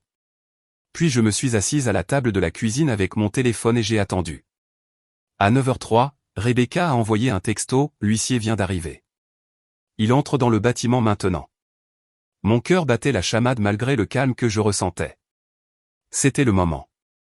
Le moment où tout devenait réel et irréversible. À 9h17, papier signifié. J'ai fixé ces deux mots pendant un long moment, imaginant la scène. La salle de conférence où Lévi tenait ses réunions d'équipe du lundi matin. 12 collègues assis autour de la table. Sienna probablement là aussi, assise près de lui, échangeant peut-être encore ces regards significatifs qu'il pensait que personne ne remarquait. L'huissier entrant, demandant, Lévi Garrison, devant tout le monde, lui tendant l'enveloppe Kraft. Tout le monde regardant. À 9h21, un message plus long est arrivé, votre mari a demandé à l'huissier si c'était une blague. L'huissier a dit, non, ce sont des papiers de divorce officiels. Selon mon contact qui travaille dans cet immeuble, son visage est devenu complètement blanc. Sienna a quitté la salle de conférence immédiatement. Elle a pratiquement couru. Son patron l'a emmenée dans son bureau. La moitié du bureau a tout vu. Superbe coup, Hazel. Vous avez fait passer votre message. J'ai lu le message 3 fois, essayant de ressentir quelque chose. De la satisfaction, peut-être. De la victoire. Mais non. Je me sentais juste fatigué. Soulagé, comme si j'avais retenu ma respiration pendant des semaines et que je pouvais enfin expirer. Mon téléphone a commencé à sonner à 9h28. Le nom de Lévi s'est affiché à l'écran, sa photo de contact de notre jour de mariage me fixant. Lui dans son smoking, souriant. Ce sourire sincère qu'il avait avant que tout ne se complique. Avant Sienna, avant les mensonges. Je l'ai envoyé sur la messagerie vocale. Il a sonné à nouveau 30 secondes plus tard. Messagerie vocale. Messagerie vocale. À 10h30, j'avais 17 appels manqués. Je me suis fait une autre tasse de café, je l'ai emporté sur la terrasse arrière où le soleil du matin rendait déjà tout chaud et lumineux, et j'ai écouté les messages vocaux dans l'ordre. Premier message, horodaté 9h29, qu'est-ce que tu as fait, bordel? Rappelle-moi maintenant. Sa voix était tendue de choc et de colère, à peine contrôlée. Je pouvais entendre d'autres voix en arrière-plan, des gens qui parlaient, probablement des collègues qui demandaient ce qui se passait. Deuxième message, 9h35, Hazel, tout le monde a vu ça. Un huissier est entré dans ma réunion d'équipe. Ma réunion d'équipe. Et m'a remis des papiers de divorce devant Sienna, mon patron, 12 collègues. À quoi tu pensais? C'est. Tu ne peux pas juste. Rappelle-moi. Nous devons en parler. La panique commençait à s'insinuer dans sa voix. La colère était toujours là, mais en dessous, il y avait quelque chose de plus proche de la peur. Troisième message, 9h52, les gens me posent des questions auxquelles je ne peux pas répondre. Mon patron veut me voir dans 10 minutes. C'est de la folie, Hazel. Ce n'est pas comme ça que les adultes gèrent les problèmes de mariage. Nous pouvons régler ça comme des personnes rationnelles. S'il te plaît, appelle-moi. La colère s'estompait, remplacée par le désespoir. Il commençait à réaliser que ce n'était pas un geste dramatique dont il pouvait me dissuader. C'était réel. Au 5e message, il suppliait, s'il te plaît, parle-moi. Je sais que tu es en colère à propos de la nuit dernière. Je n'aurais pas dû dire ce que j'ai dit. J'avais tort. Mais tu es en train de détruire ma carrière, ma réputation, tout ce que j'ai construit. S'il te plaît, rappelle-moi pour qu'on puisse trouver une solution. Au 10e message, il était passé à la manipulation, je sais que tu es en colère, mais ça va trop loin. Tu agis comme une folle. Tu prends des décisions basées sur l'émotion plutôt que sur la logique. Tu vas le regretter quand tu te seras calmé. Nous pouvons arranger ça, mais pas si tu continues à agir comme ça. Appelle-moi. Je les ai tous supprimés sans répondre. Je n'ai pas ressenti de colère en l'écoutant s'effondrer. Je ne me suis pas senti vengé. Je me suis juste senti distante, comme si j'écoutais des messages destinés à quelqu'un d'autre. À 10h45, je lui ai envoyé un seul texto, un seul. Tu m'as dit de m'en aller. C'est ce que j'ai fait. Les papiers sont déposés. Ne rentre pas ce soir. Les serrures sont en train d'être changées. Puis j'ai bloqué son numéro. Le caractère définitif de la chose était presque paisible. Comme fermer une porte qui claquait au vent depuis des mois. Mais je n'avais pas encore terminé. Ce que Lévi ne savait pas, ce que personne à part Rebecca et Marcus ne savait, c'est que pendant qu'il dormait profondément la nuit dernière, j'avais également compilé un dossier détaillé sur la liaison. Pas seulement pour le divorce, mais pour le service des ressources humaines de son entreprise. Le dossier comprenait tout. Les photos de Marcus, de Lévi et Sienna entrant et sortant de l'hôtel Kimpton. Les eurodatages des caméras de sécurité de l'hôtel que ma détective privée, Diane, avait réussi à obtenir. Je n'ai pas demandé comment, j'ai juste payé sa facture. Les reçus de carte de crédit pour les frais de chambre. Une plainte écrite officielle citant des violations de l'éthique au travail, en particulier la politique stricte de l'entreprise contre la fraternisation. J'avais fait mes recherches. Leur entreprise avait une politique de tolérance zéro pour les managers ayant des relations amoureuses avec des subordonnés directs. C'était dans le manuel de l'employé, dans le code de déontologie qu'ils signaient tous chaque année, dans les modules de formation qu'ils devaient suivre. Lévi était le superviseur direct de Sienna. Il approuvait ses congés, ses évaluations de performance, ses demandes d'augmentation. La liaison n'était pas seulement non professionnelle. C'était une faute passible de licenciement. J'avais envoyé le dossier complet au RH à 3h du matin, marqué « Urgent », avec une lettre de motivation expliquant que j'étais le conjoint d'un employé engagé dans une relation inappropriée qui violait la politique de l'entreprise. À midi, Marcus a envoyé un texto « Lévi vient d'être convoqué au RH ». Sienna aussi. Séparément. Le bureau est en folie. Personne ne travaille. Tout le monde est juste debout en petits groupes à en parler. À 14h, la sécurité vient de les escorter tous les deux hors du bâtiment. Suspension en attente d'enquête. Hazel, c'est dingue. Je n'ai jamais vu ça. À 16h, un email officiel vient d'être envoyé à toute l'entreprise. Ils sont tous les deux sous le coup d'une enquête pour violation de l'éthique. Les gens se le transfèrent, en parlent dans les salles de pause. La carrière de ton mari ici est terminée. Même s'il ne le vire pas, il ne s'en remettra jamais. J'ai lu les messages en étant assise à la table de ma cuisine, buvant du thé glacé, ne ressentant absolument rien d'autre qu'un sentiment tranquille que la justice rattrapait enfin les gens qui se croyaient assez malins pour éviter les conséquences. À 18h, Rebecca a appelé au lieu d'envoyer un texto. Hazel, il faut que tu vois quelque chose. Je te transfère une capture d'écran tout de suite. Mon téléphone a vibré. J'ai ouvert l'image. C'était un échange de textos entre Lévi et Sienna. Apparemment, Sienna l'avait soumis au RH dans le cadre de sa défense, essayant de prouver qu'elle n'était pas entièrement en faute. Lévi avait écrit « C'est de ta faute. Si tu n'avais pas été aussi évidente au gala, rien de tout ça ne serait arrivé. Tu m'as touché devant tout le monde. Tu n'as pas pu être discrète pendant une soirée. C'est fini entre nous. Ne me contacte plus. » Alors, il l'a jeté sous le bus pour se sauver. Classique Lévi. Toujours à la recherche de quelqu'un d'autre à blâmer. Toujours à se repositionner en victime de circonstances indépendantes de sa volonté. La réponse de Sienna était encore meilleure, « Ce n'est pas moi qui suis marié, Lévi. Tu m'as dit que vous étiez séparés. Tu as dit que ta femme ne te comprenait pas, que le divorce était déjà en cours, que vous attendiez juste de finaliser les papiers. Tu m'as menti. Tu m'as utilisé. Je parle à un avocat pour déposer ma propre plainte contre toi pour harcèlement sexuel. » Ils se retournaient l'un contre l'autre, brûlant tout pour essayer de se sauver, et aucun d'eux n'avait assez d'eau pour éteindre l'incendie. Ils sont tous les deux finis, a dit Rebecca au téléphone, la satisfaction évidente dans sa voix. L'entreprise ne peut garder aucun d'eux après ça. Trop de responsabilités, trop de drames, trop de preuves de violation de la politique. Et le fait qu'ils se blâment maintenant publiquement rend encore plus facile de les licencier tous les deux. Bien, ai-je dit simplement. Ce soir-là, j'ai fait venir un serrurier à la maison. Il a changé toutes les serrures, porte d'entrée, porte arrière, garage, portail latéral. Il m'a donné 3 copies de chaque nouvelle clé, a enlevé complètement les anciennes serrures, de sorte que les clés de Lévi seraient complètement inutiles. Puis j'ai systématiquement changé tous mes mots de passe, compte bancaire, services de streaming, stockage cloud, réseaux sociaux, tout ce qui nous reliait numériquement.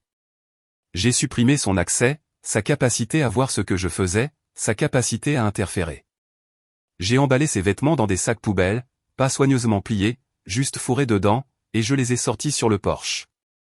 Ses costumes, ses vêtements décontractés, ses chaussures, ses articles de toilette de la salle de bain. Tout ce qui était à lui. Je les ai laissés en tas avec une note écrite au dos d'une vieille enveloppe, tu peux les récupérer d'ici dimanche. Après ça, ils iront à Goodwill. Puis je suis retourné à l'intérieur de ma maison. Plus notre maison, ma maison. Et j'ai verrouillé les nouvelles serrures derrière moi. La maison semblait différente avec les nouvelles serrures, plus sûre en quelque sorte, comme si j'avais fortifié quelque chose qui était vulnérable depuis trop longtemps. J'ai passé le reste de la soirée à organiser, à passer en revue les tiroirs et les placards, à enlever tout ce qui me rappelait Lévi, à créer des piles de choses à donner ou à jeter. J'étais en train de vider le placard du couloir quand j'ai entendu une voiture arriver dans l'allée. 20 heures, pile à l'heure. Je suis allé à la fenêtre du salon et j'ai regardé Lévi sortir de sa voiture.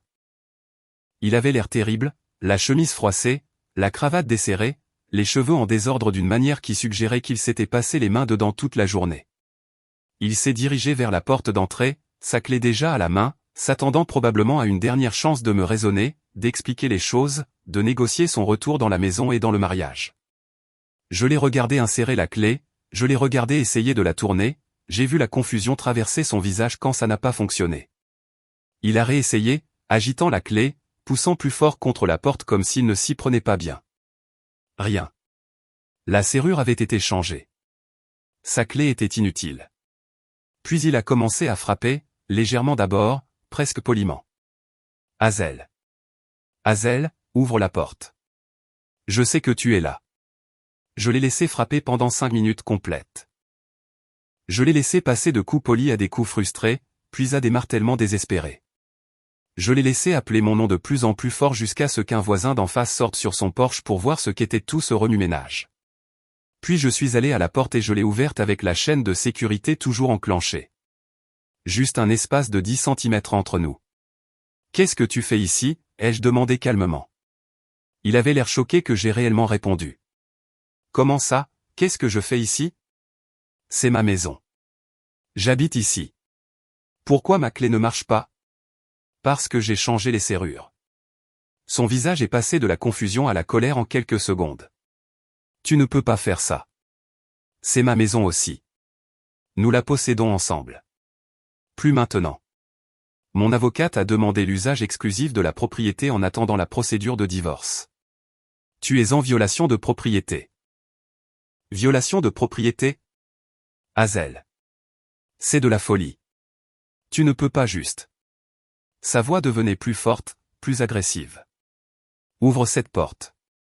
Nous devons en parler comme des adultes. Il n'y a rien à dire. Tu as fait tes choix. J'ai fait les miens. J'ai fait une erreur. D'accord. C'est ce que tu veux entendre ? J'ai fait une erreur. Mais ça. Il a fait un geste ample vers la porte enchaînée, vers les sacs poubelles de ses vêtements toujours sur le porche. Ça va trop loin. Tu es en train de tout détruire pour une seule erreur.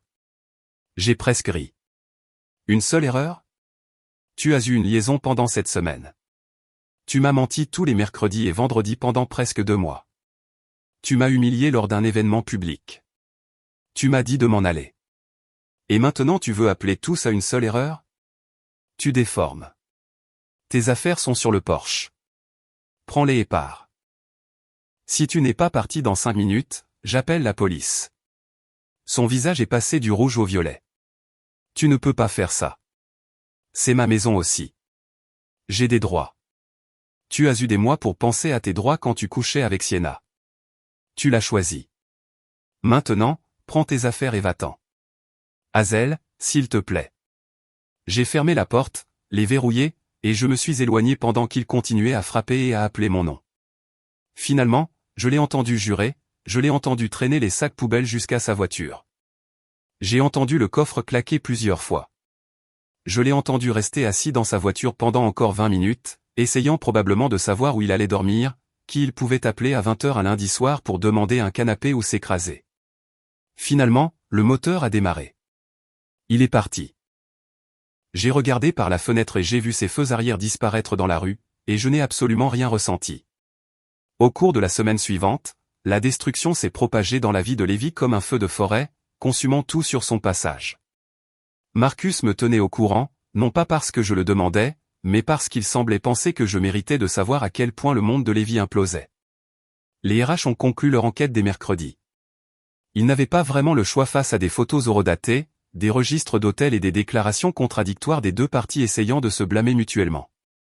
Le mercredi matin, exactement une semaine après lui avoir signifié les papiers du divorce, Lévi a reçu sa lettre de licenciement. Viré pour violation de l'éthique, pour avoir eu une relation amoureuse avec une subordonnée directe, pour avoir créé un environnement de travail hostile, pour avoir jeté le discrédit sur l'entreprise. La lettre citait de multiples violations de la politique et mettait fin à son emploi avec effet immédiat, sans indemnité de départ. Sienna a été licenciée le même jour. Marcus m'a transféré l'email de l'entreprise, soigneusement formulé pour éviter les problèmes juridiques, mais assez clair pour que tout le monde comprenne ce qui s'était passé. 2 employés avaient été licenciés pour avoir violé le code d'éthique et la politique anti-fraternisation de l'entreprise. Une enquête avait trouvé des preuves d'une relation inappropriée entre un manager et sa subordonnée directe. L'entreprise prenait ces questions au sérieux et avait une tolérance zéro pour un tel comportement. Mais ce n'était même pas la partie la plus dommageable pour Sienna. Il s'est avéré que ce n'était pas sa première liaison au bureau.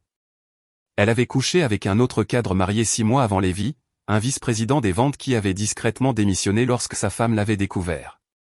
L'entreprise avait étouffé l'affaire à l'époque, mais maintenant, avec un schéma qui se dessinait, il voulait faire une déclaration.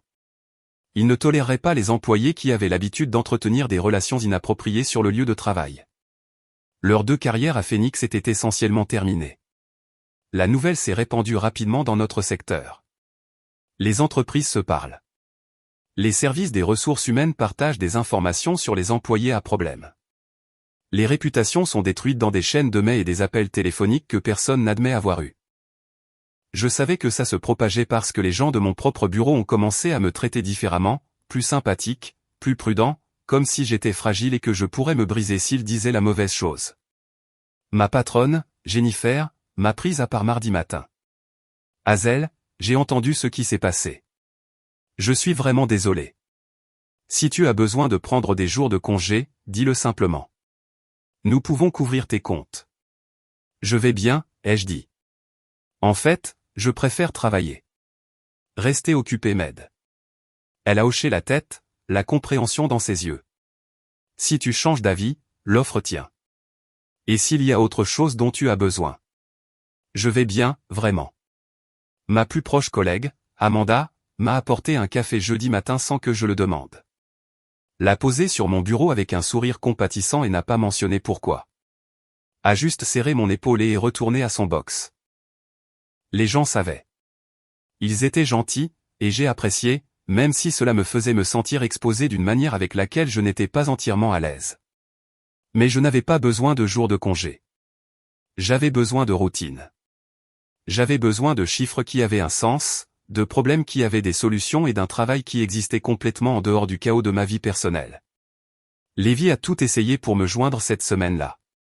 Il a envoyé des emails depuis son compte personnel, de longs messages décousus qui alternaient entre des excuses et des reproches pour ma réaction excessive.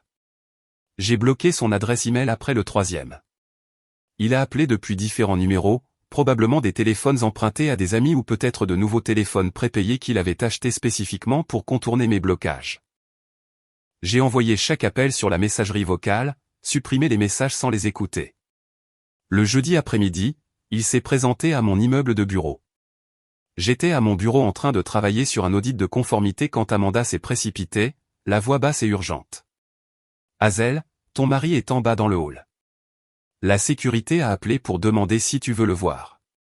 Mes mains se sont arrêtées sur le clavier. Dis-leur non.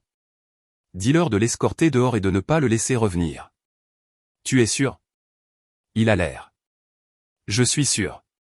S'il te plaît. Elle a hoché la tête et est retournée à son bureau pour appeler en bas.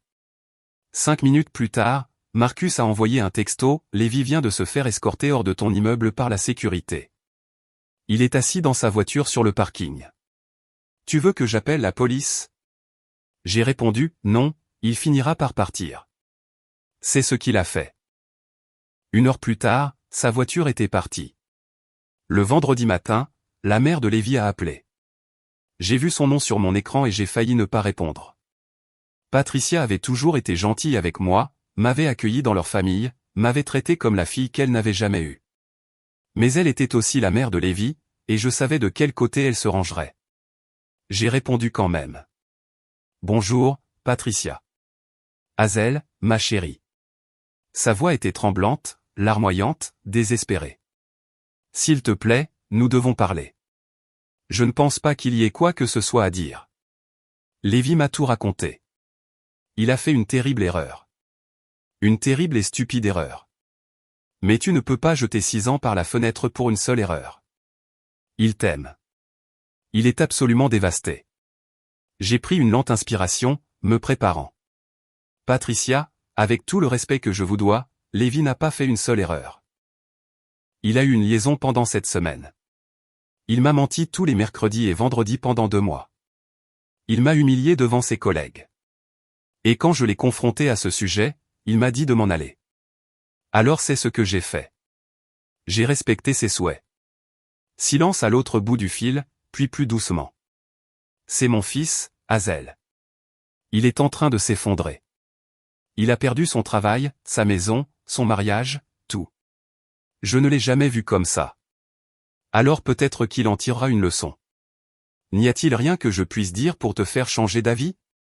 Absolument rien. Non. Je suis désolé. Je sais que c'est difficile pour vous, et je sais que vous aimez votre fils, mais c'est entre Lévi et moi, et c'est déjà fini. Elle a essayé pendant quelques minutes de plus, plaidant, raisonnant, négociant, proposant de payer pour une thérapie de couple, suggérant que nous prenions du temps pour réfléchir, demandant s'il y avait un moyen de réparer ça. J'ai écouté patiemment et j'ai dit non à tout. Finalement, elle a abandonné. Je comprends. Je ne suis pas d'accord, mais je comprends. Tu seras toujours la bienvenue chez nous, Hazel, quoi qu'il arrive. Merci. Cela signifie beaucoup. Après avoir raccroché, je suis resté assise à la table de ma cuisine à ne rien regarder pendant un long moment. Cette conversation avait été plus difficile que prévu. Patricia était une victime collatérale dans cette affaire. Quelqu'un qui n'avait rien fait de mal mais qui souffrait quand même à cause des choix de son fils. Mes propres parents ont eu la réaction inverse quand je leur ai tout raconté. Ma mère a appelé dimanche matin. Je lui ai raconté toute l'histoire. La liaison, le gala, les papiers du divorce, les licenciements, tout. Quand j'ai eu fini, il y a eu une longue pause. Puis elle a dit 4 mots qui m'ont fait pleurer pour la première fois depuis la nuit du gala. Nous sommes fiers de toi. Ma gorge s'est serrée. Vraiment? Vraiment. Tu ne t'es pas rabaissé pour garder un homme qui ne te méritait pas. Tu n'as pas accepté des miettes quand tu méritais le repas entier. Tu t'es défendu. Il faut du courage pour ça. J'ai essuyé mes yeux avec le dos de ma main. Ça ne semble pas courageux. Ça semble être de la survie. Parfois, c'est la même chose. Le dimanche après-midi, je triais des relevés bancaires pour Rebecca, organisant tout ce dont elle aurait besoin pour la procédure de divorce, quand j'ai trouvé quelque chose qui m'a glacé. Un retrait de 12 000 $ de notre compte d'épargne. Date, 23 juin. Libellé, achat bague. J'ai fixé ça pendant un long moment, mon cerveau refusant de comprendre ce que je voyais. Nous avions créé ce compte d'épargne pour un acompte sur une maison, pour notre avenir ensemble, et Lévi en avait retiré 12 000 $ il y a 2 mois pour une bague. Mes mains ont commencé à trembler. J'ai sorti mon téléphone et j'ai appelé Rebecca. Peux-tu vérifier quelque chose pour moi? J'ai besoin de savoir si Lévi a acheté des bijoux fin juin, plus précisément vers le 23 juin. Donne-moi quelques minutes. Elle a rappelé 40 minutes plus tard. Tiffany & Company à Scottsdale Fashion Square. 23 juin. Une bague de fiançailles. Prix d'achat, 11 847 $. La pièce a tourné. Je me suis assise lourdement sur le sol de la cuisine, le téléphone pressé contre mon oreille, incapable de parler. Hazel, tu es toujours là. Il lui a acheté une bague de fiançailles, ai-je murmuré, avec notre argent, alors que nous étions encore mariés. Il prévoyait de me quitter pour elle. Transfère-moi ce relevé bancaire. J'ajoute ça au dossier de divorce. C'est de la fraude, Hazel. Il a utilisé les biens matrimoniaux pour financer une liaison. J'ai raccroché et je suis resté assise sur le sol de la cuisine pendant un long moment, juste en respirant, juste en essayant de comprendre. Jusqu'à ce moment, une petite partie de moi s'était demandé si je ne réagissais pas de manière excessive, si peut-être la liaison n'avait été qu'une erreur stupide, un égarement momentané, quelque chose qui aurait pu être pardonné si j'avais été prête à travailler dessus. Mais il lui avait acheté une bague de fiançailles. Il avait planifié un avenir avec elle. Il s'était préparé à me quitter, et il avait été trop lâche pour me le dire. Je ne réagissais pas de manière excessive. Si quoi que ce soit, j'avais été trop patiente. Je suis resté longtemps sur le sol de cette cuisine après avoir raccroché avec Rebecca, juste assise là, le dos contre les armoires, fixant le relevé bancaire dans mes mains, essayant de concilier l'homme que j'avais épousé avec l'homme qui avait acheté une bague de fiançailles pour sa maîtresse, en utilisant l'argent que nous avions économisé ensemble pour notre avenir. Finalement, je me suis levé, j'ai transféré le relevé à Rebecca comme elle l'avait demandé. Puis j'ai fait ce que je faisais depuis des semaines. Je me suis concentré sur l'avenir, sur la construction d'une vie qui n'incluait pas Lévi. La procédure de divorce s'est déroulée plus rapidement que prévu.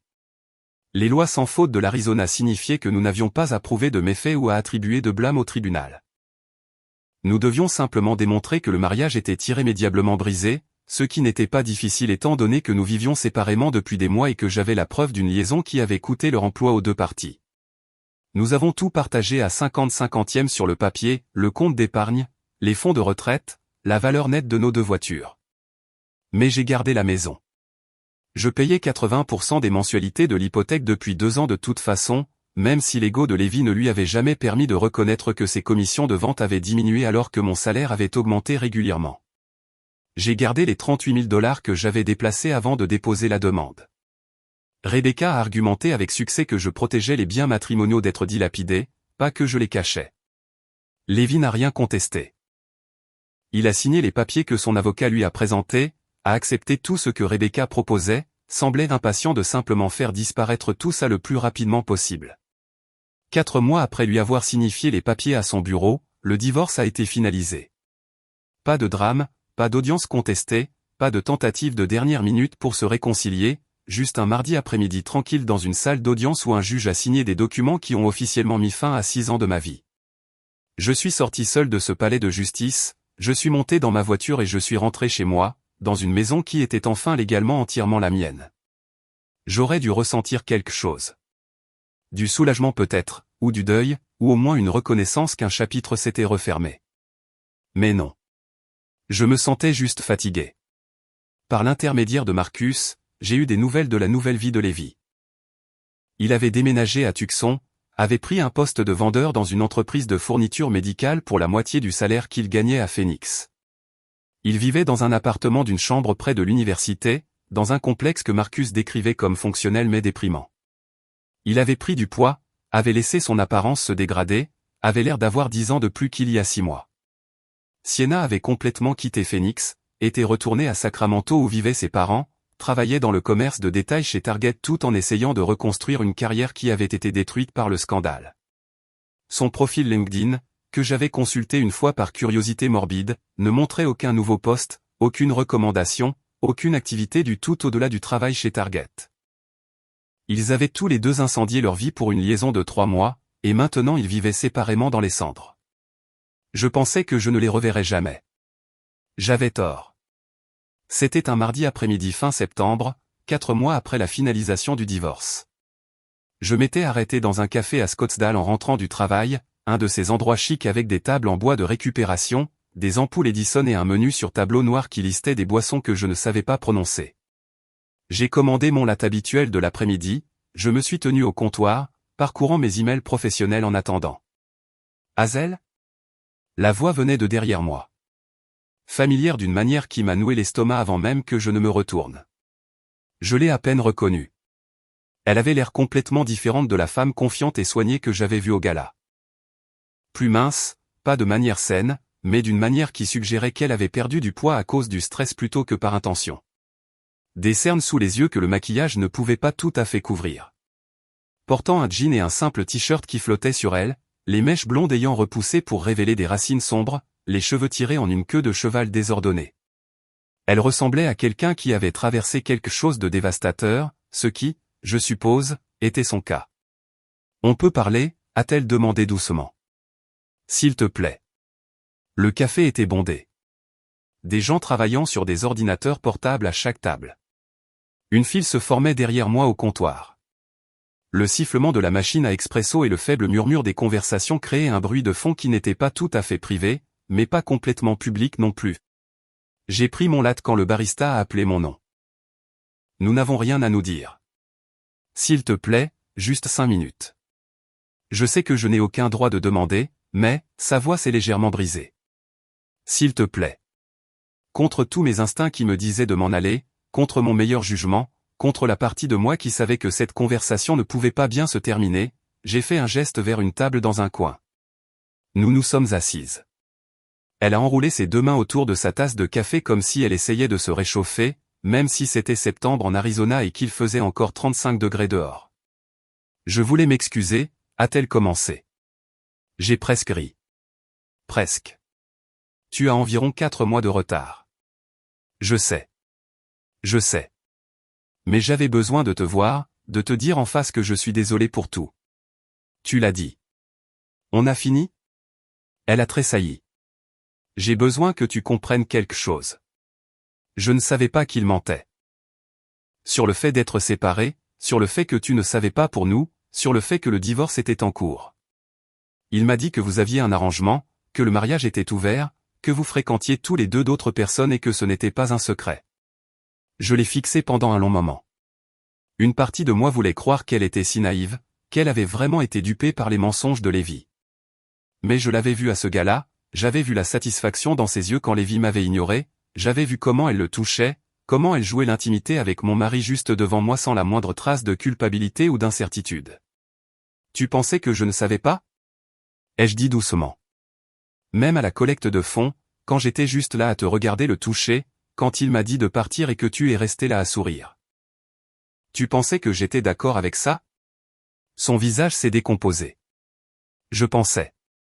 Il a dit que vous aviez une entente, que vous viviez des vies séparées depuis des années, que le mariage était terminé à part la paperasse. Il était si convaincant, Hazel. Il m'a montré des textos qu'il disait venir de toi, acceptant de voir d'autres personnes. Il avait des explications pour tout. C'est un vendeur, Sienna. Être convaincant, c'est littéralement son travail. C'est ce qu'il fait dans la vie. Il fait croire aux gens des choses qui l'arrangent. Elle s'est mise à pleurer. Pas des sanglots dramatiques, juste des larmes silencieuses qui coulaient sur son visage pendant qu'elle fixait sa tasse de café. Je sais. Je le sais maintenant. Mais quand on est dedans, quand quelqu'un vous dit exactement ce que vous voulez entendre, il est difficile de voir les mensonges. Je n'ai rien ressenti en la regardant pleurer. Pas de satisfaction, pas de colère, pas de sympathie, juste un vide creux là où des émotions plus fortes auraient probablement dû se trouver. J'ai tout perdu, a-t-elle murmuré. Mon travail, ma réputation, mon appartement. Je ne pouvais pas payer le loyer après avoir été viré, et ma colocataire m'a mise à la porte parce qu'elle ne voulait pas du drame. J'ai dû retourner vivre chez mes parents à Sacramento.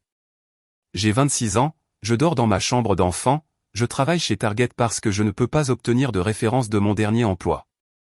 À chaque entretien que je passe, ils cherchent mon nom sur Google et découvrent ce qui s'est passé. Ma carrière est terminée avant même d'avoir vraiment commencé. J'ai pris une gorgée de mon latte, laissant le silence s'étirer. Tu as fait tes choix. Tu as choisi de coucher avec un homme marié.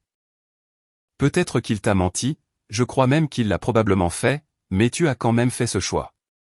Et les choix ont des conséquences. Je sais. Je ne te demande pas d'avoir pitié de moi. J'essaie juste d'expliquer. Tu n'as pas besoin d'expliquer. Je comprends parfaitement.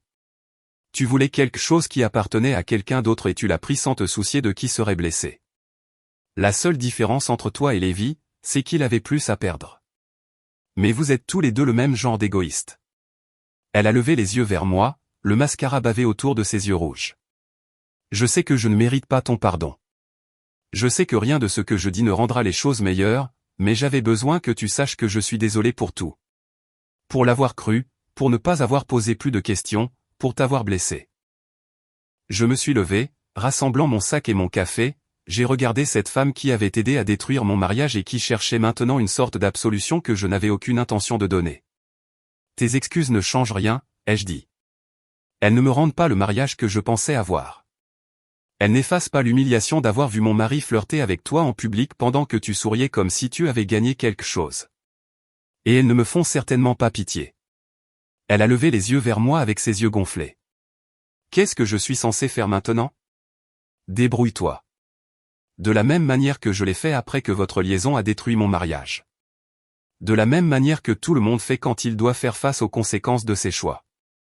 Je me suis dirigé vers la porte, puis je me suis arrêté et je me suis retourné. Une dernière chose qu'elle devait entendre. Pour ce que ça vaut, Sienna. Lévi t'aurait fait ça à toi aussi, un jour ou l'autre. Les hommes qui trompent ne deviennent pas soudainement fidèles juste parce qu'ils sont passés à un modèle plus récent. Si vous aviez fini ensemble, tu aurais été moi dans 5 ans. Assise à la maison à te demander pourquoi il travaille si tard si souvent, à trouver des reçus d'hôtel dans ses poches, à le regarder flirter avec la prochaine jeune collègue. Tu n'as rien gagné.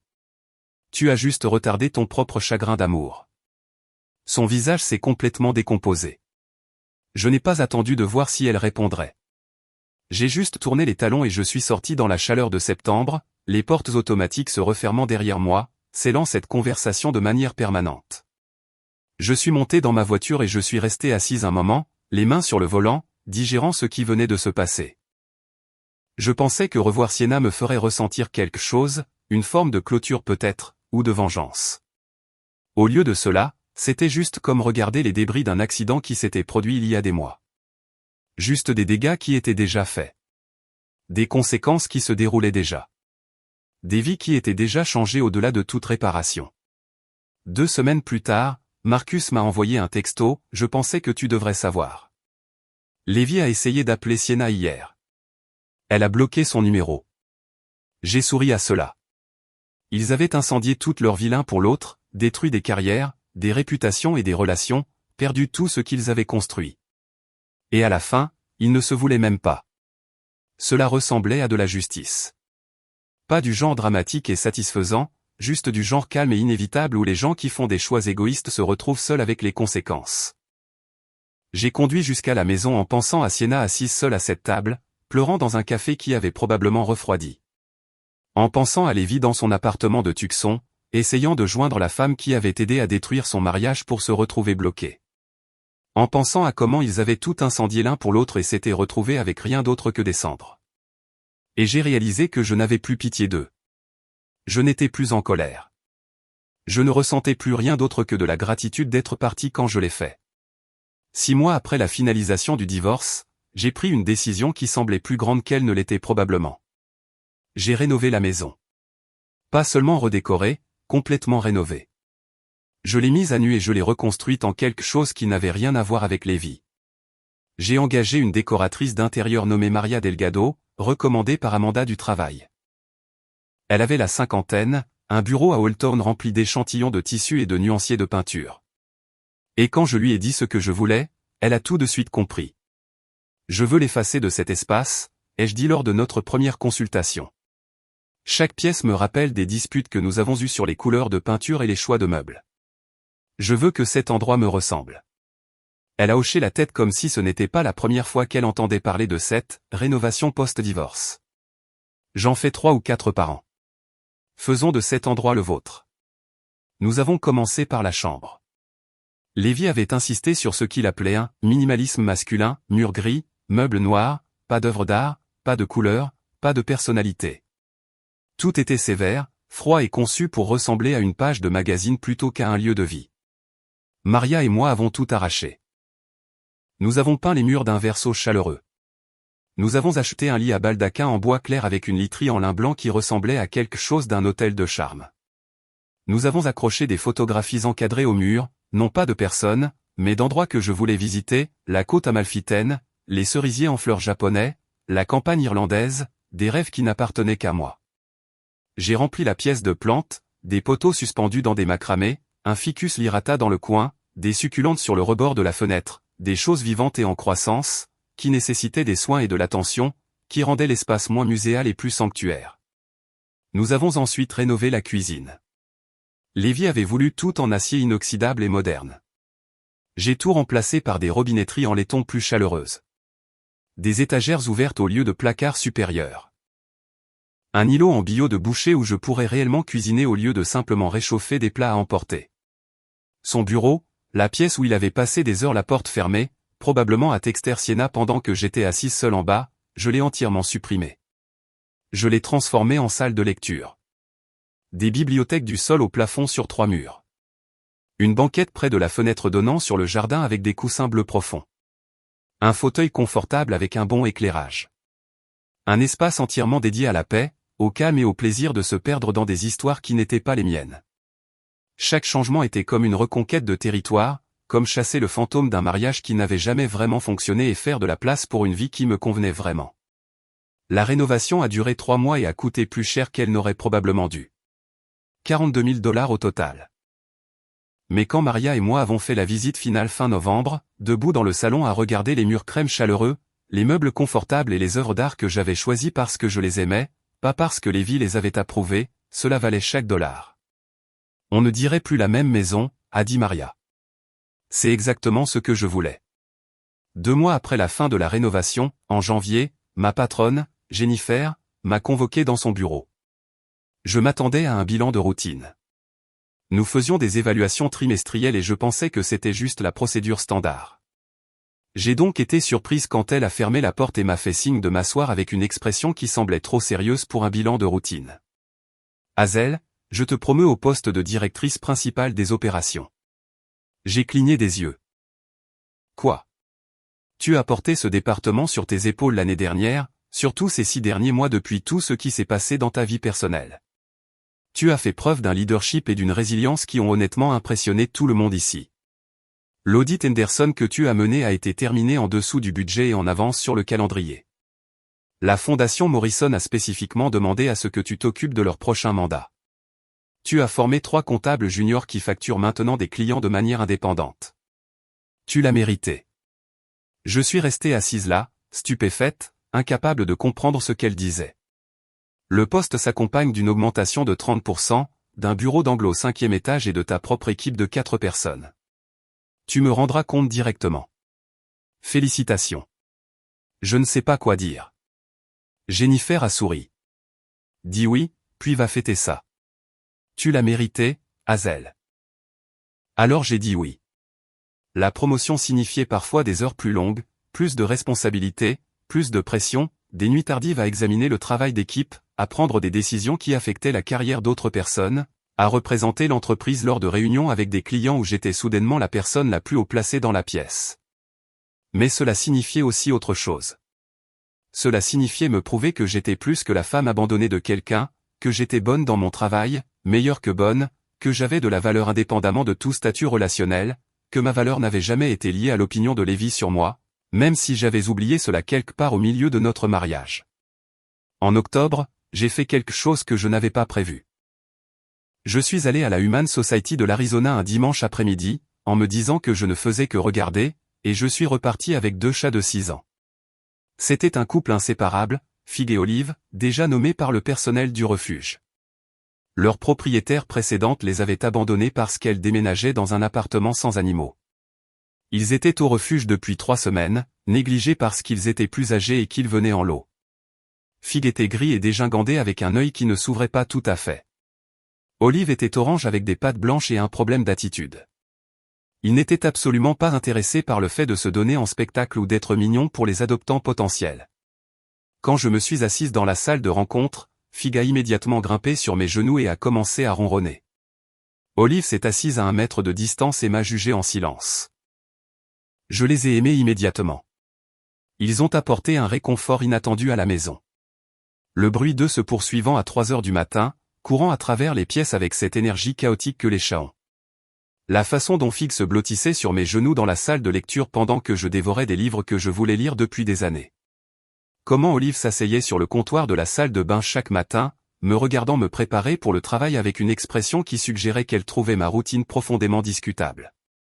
J'ai recommencé à cuisiner, à vraiment cuisiner à partir de recettes que je trouvais en ligne ou dans des livres de cuisine que j'avais achetés mais jamais utilisés. J'ai essayé des choses que j'avais envie de faire mais que je n'ai jamais faites parce que Lévi était particulier avec la nourriture. Il n'aimait rien de trop épicé. Il ne mangeait pas de poisson. Il refusait d'essayer des cuisines qu'il ne connaissait pas. J'ai fait du curry thaïlandais qui a laissé ma cuisine sentir la citronnelle pendant 2 jours. J'ai maîtrisé les pâtes maison. J'ai expérimenté la fabrication de pain le dimanche matin. Certains plats étaient terribles. D'autres étaient incroyables. Tous étaient les miens. J'ai rejoint un club de lecture à la bibliothèque locale. 8 femmes, de la trentaine à la soixantaine 10, qui se réunissaient un jeudi soir sur 2 pour discuter de romans, boire du vin et parfois bavarder sur leur vie. Elles savaient que j'étais récemment divorcé, mais personne n'en a fait toute une histoire. Personne ne m'a traité comme si j'étais brisé ou que j'avais besoin d'être réparé. Elles m'ont juste passé du vin et ont débattu pour savoir si la fin de notre livre actuel était satisfaisante ou facile. J'ai recommencé la randonnée le dimanche matin, tôt, avant qu'il ne fasse trop chaud. Je conduisais jusqu'à Camelback Mountain ou Piestewa Peak, ou parfois je marchais simplement sur les sentiers de la réserve McDowell-Sonoran. Quelque chose que j'adorais avant de me marier et que j'avais en quelque sorte arrêté de faire parce que Lévi préférait faire la grasse matinée le week-end. J'ai recommencé à sortir. Rien de sérieux.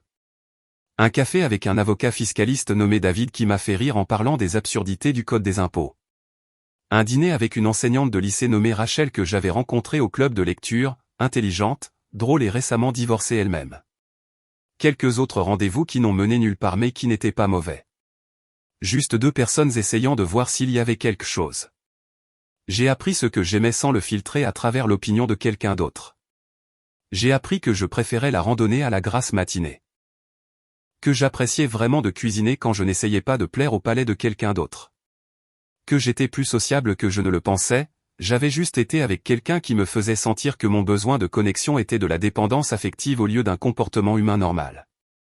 1 an après le divorce, presque jour pour jour, j'étais assise dans ma salle de lecture un samedi matin. Phil était blotti à côté de moi, ronronnant dans son sommeil. Olive était quelque part d'autre dans la maison, probablement en train de faire tomber quelque chose d'une étagère. Mon café refroidissait sur la table d'appoint pendant que je me perdais dans un roman. Mon téléphone a vibré. J'ai failli l'ignorer, mais quelque chose m'a poussé à vérifier. Un texto d'un numéro inconnu. Hazel, c'est Lévi. J'ai un nouveau téléphone. Je sais que tu as bloqué mon autre numéro. Je voulais juste prendre de tes nouvelles. J'ai beaucoup pensé à toi ces derniers temps, à nous. J'ai fait de terribles erreurs et je suis désolé. J'ai fait beaucoup de thérapie l'année dernière et je réalise maintenant ce que j'ai jeté. Y a-t-il une chance qu'on puisse parler? Prendre un café? Je ne te demande pas de me reprendre. Tu me manques et j'aimerais te voir. S'il te plaît, réfléchis-y, je l'ai lu 3 fois, attendant qu'un sentiment fasse surface. Colère, satisfaction, deuil, vengeance, n'importe quoi. Mais il n'y avait rien. Juste une reconnaissance lointaine que cette personne avait autrefois compté pour moi et que maintenant, ce n'était plus le cas. Je n'ai pas répondu. J'ai juste bloqué le numéro, supprimé le message et je suis retourné à mon livre. Et c'est là que j'ai su que j'avais vraiment tourné la page. Pas parce que j'avais cessé d'être en colère, cela s'était produit il y a des mois. Pas parce que je lui avais pardonné, je ne l'avais pas fait et ne le ferai probablement jamais. Mais parce que la tentative de Lévi de réintégrer ma vie ne m'a même pas semblé importante. Il était devenu sans importance. Un chapitre terminé, une erreur dont j'avais appris, rien de plus. Parfois, tard dans la nuit, quand la maison est silencieuse à l'exception des ronronnements des chats et du son lointain du voisinage qui s'endort, je pense à ce moment au gala où Lévi m'a dit de m'en aller. Il l'avait dit comme un renvoi, un jeu de pouvoir, une façon de me remettre à ma place pendant qu'il continuait sa liaison au grand jour, pendant que Sienna regardait et souriait. Il n'avait aucune idée qu'il me donnait la permission de quitter un mariage qui était mort depuis des mois. Je ne l'avais juste pas encore réalisé. Partir n'était pas la punition que Lévi pensait infliger.